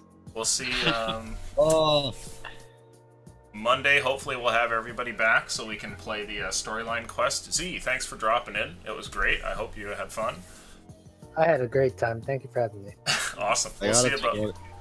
What's I got up? a 20 on the dice tower. Dude, I don't think it's cursed. That's just player nonsense. Well, he's getting rid of the 20s when it's not during the game.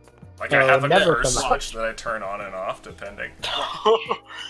Right on the one. It's just taunting us. Yep. Yup. So we're going to end the session there. Thanks to all the players. I think you guys did great. Thanks to the audience for tuning in. To all the patrons, you guys are the reason I can pay my bills. 10 out of 10. We're going to play some more games this week. We've got another one coming up tomorrow. Otherwise, we'll see you then. Adios. Peace. There we go. Wow. Wow! God, I love that character. Yes. I love that. Yes. Oh, that was a fun interaction. It would There, have second one was the 17. Wow. the more advanced No. robots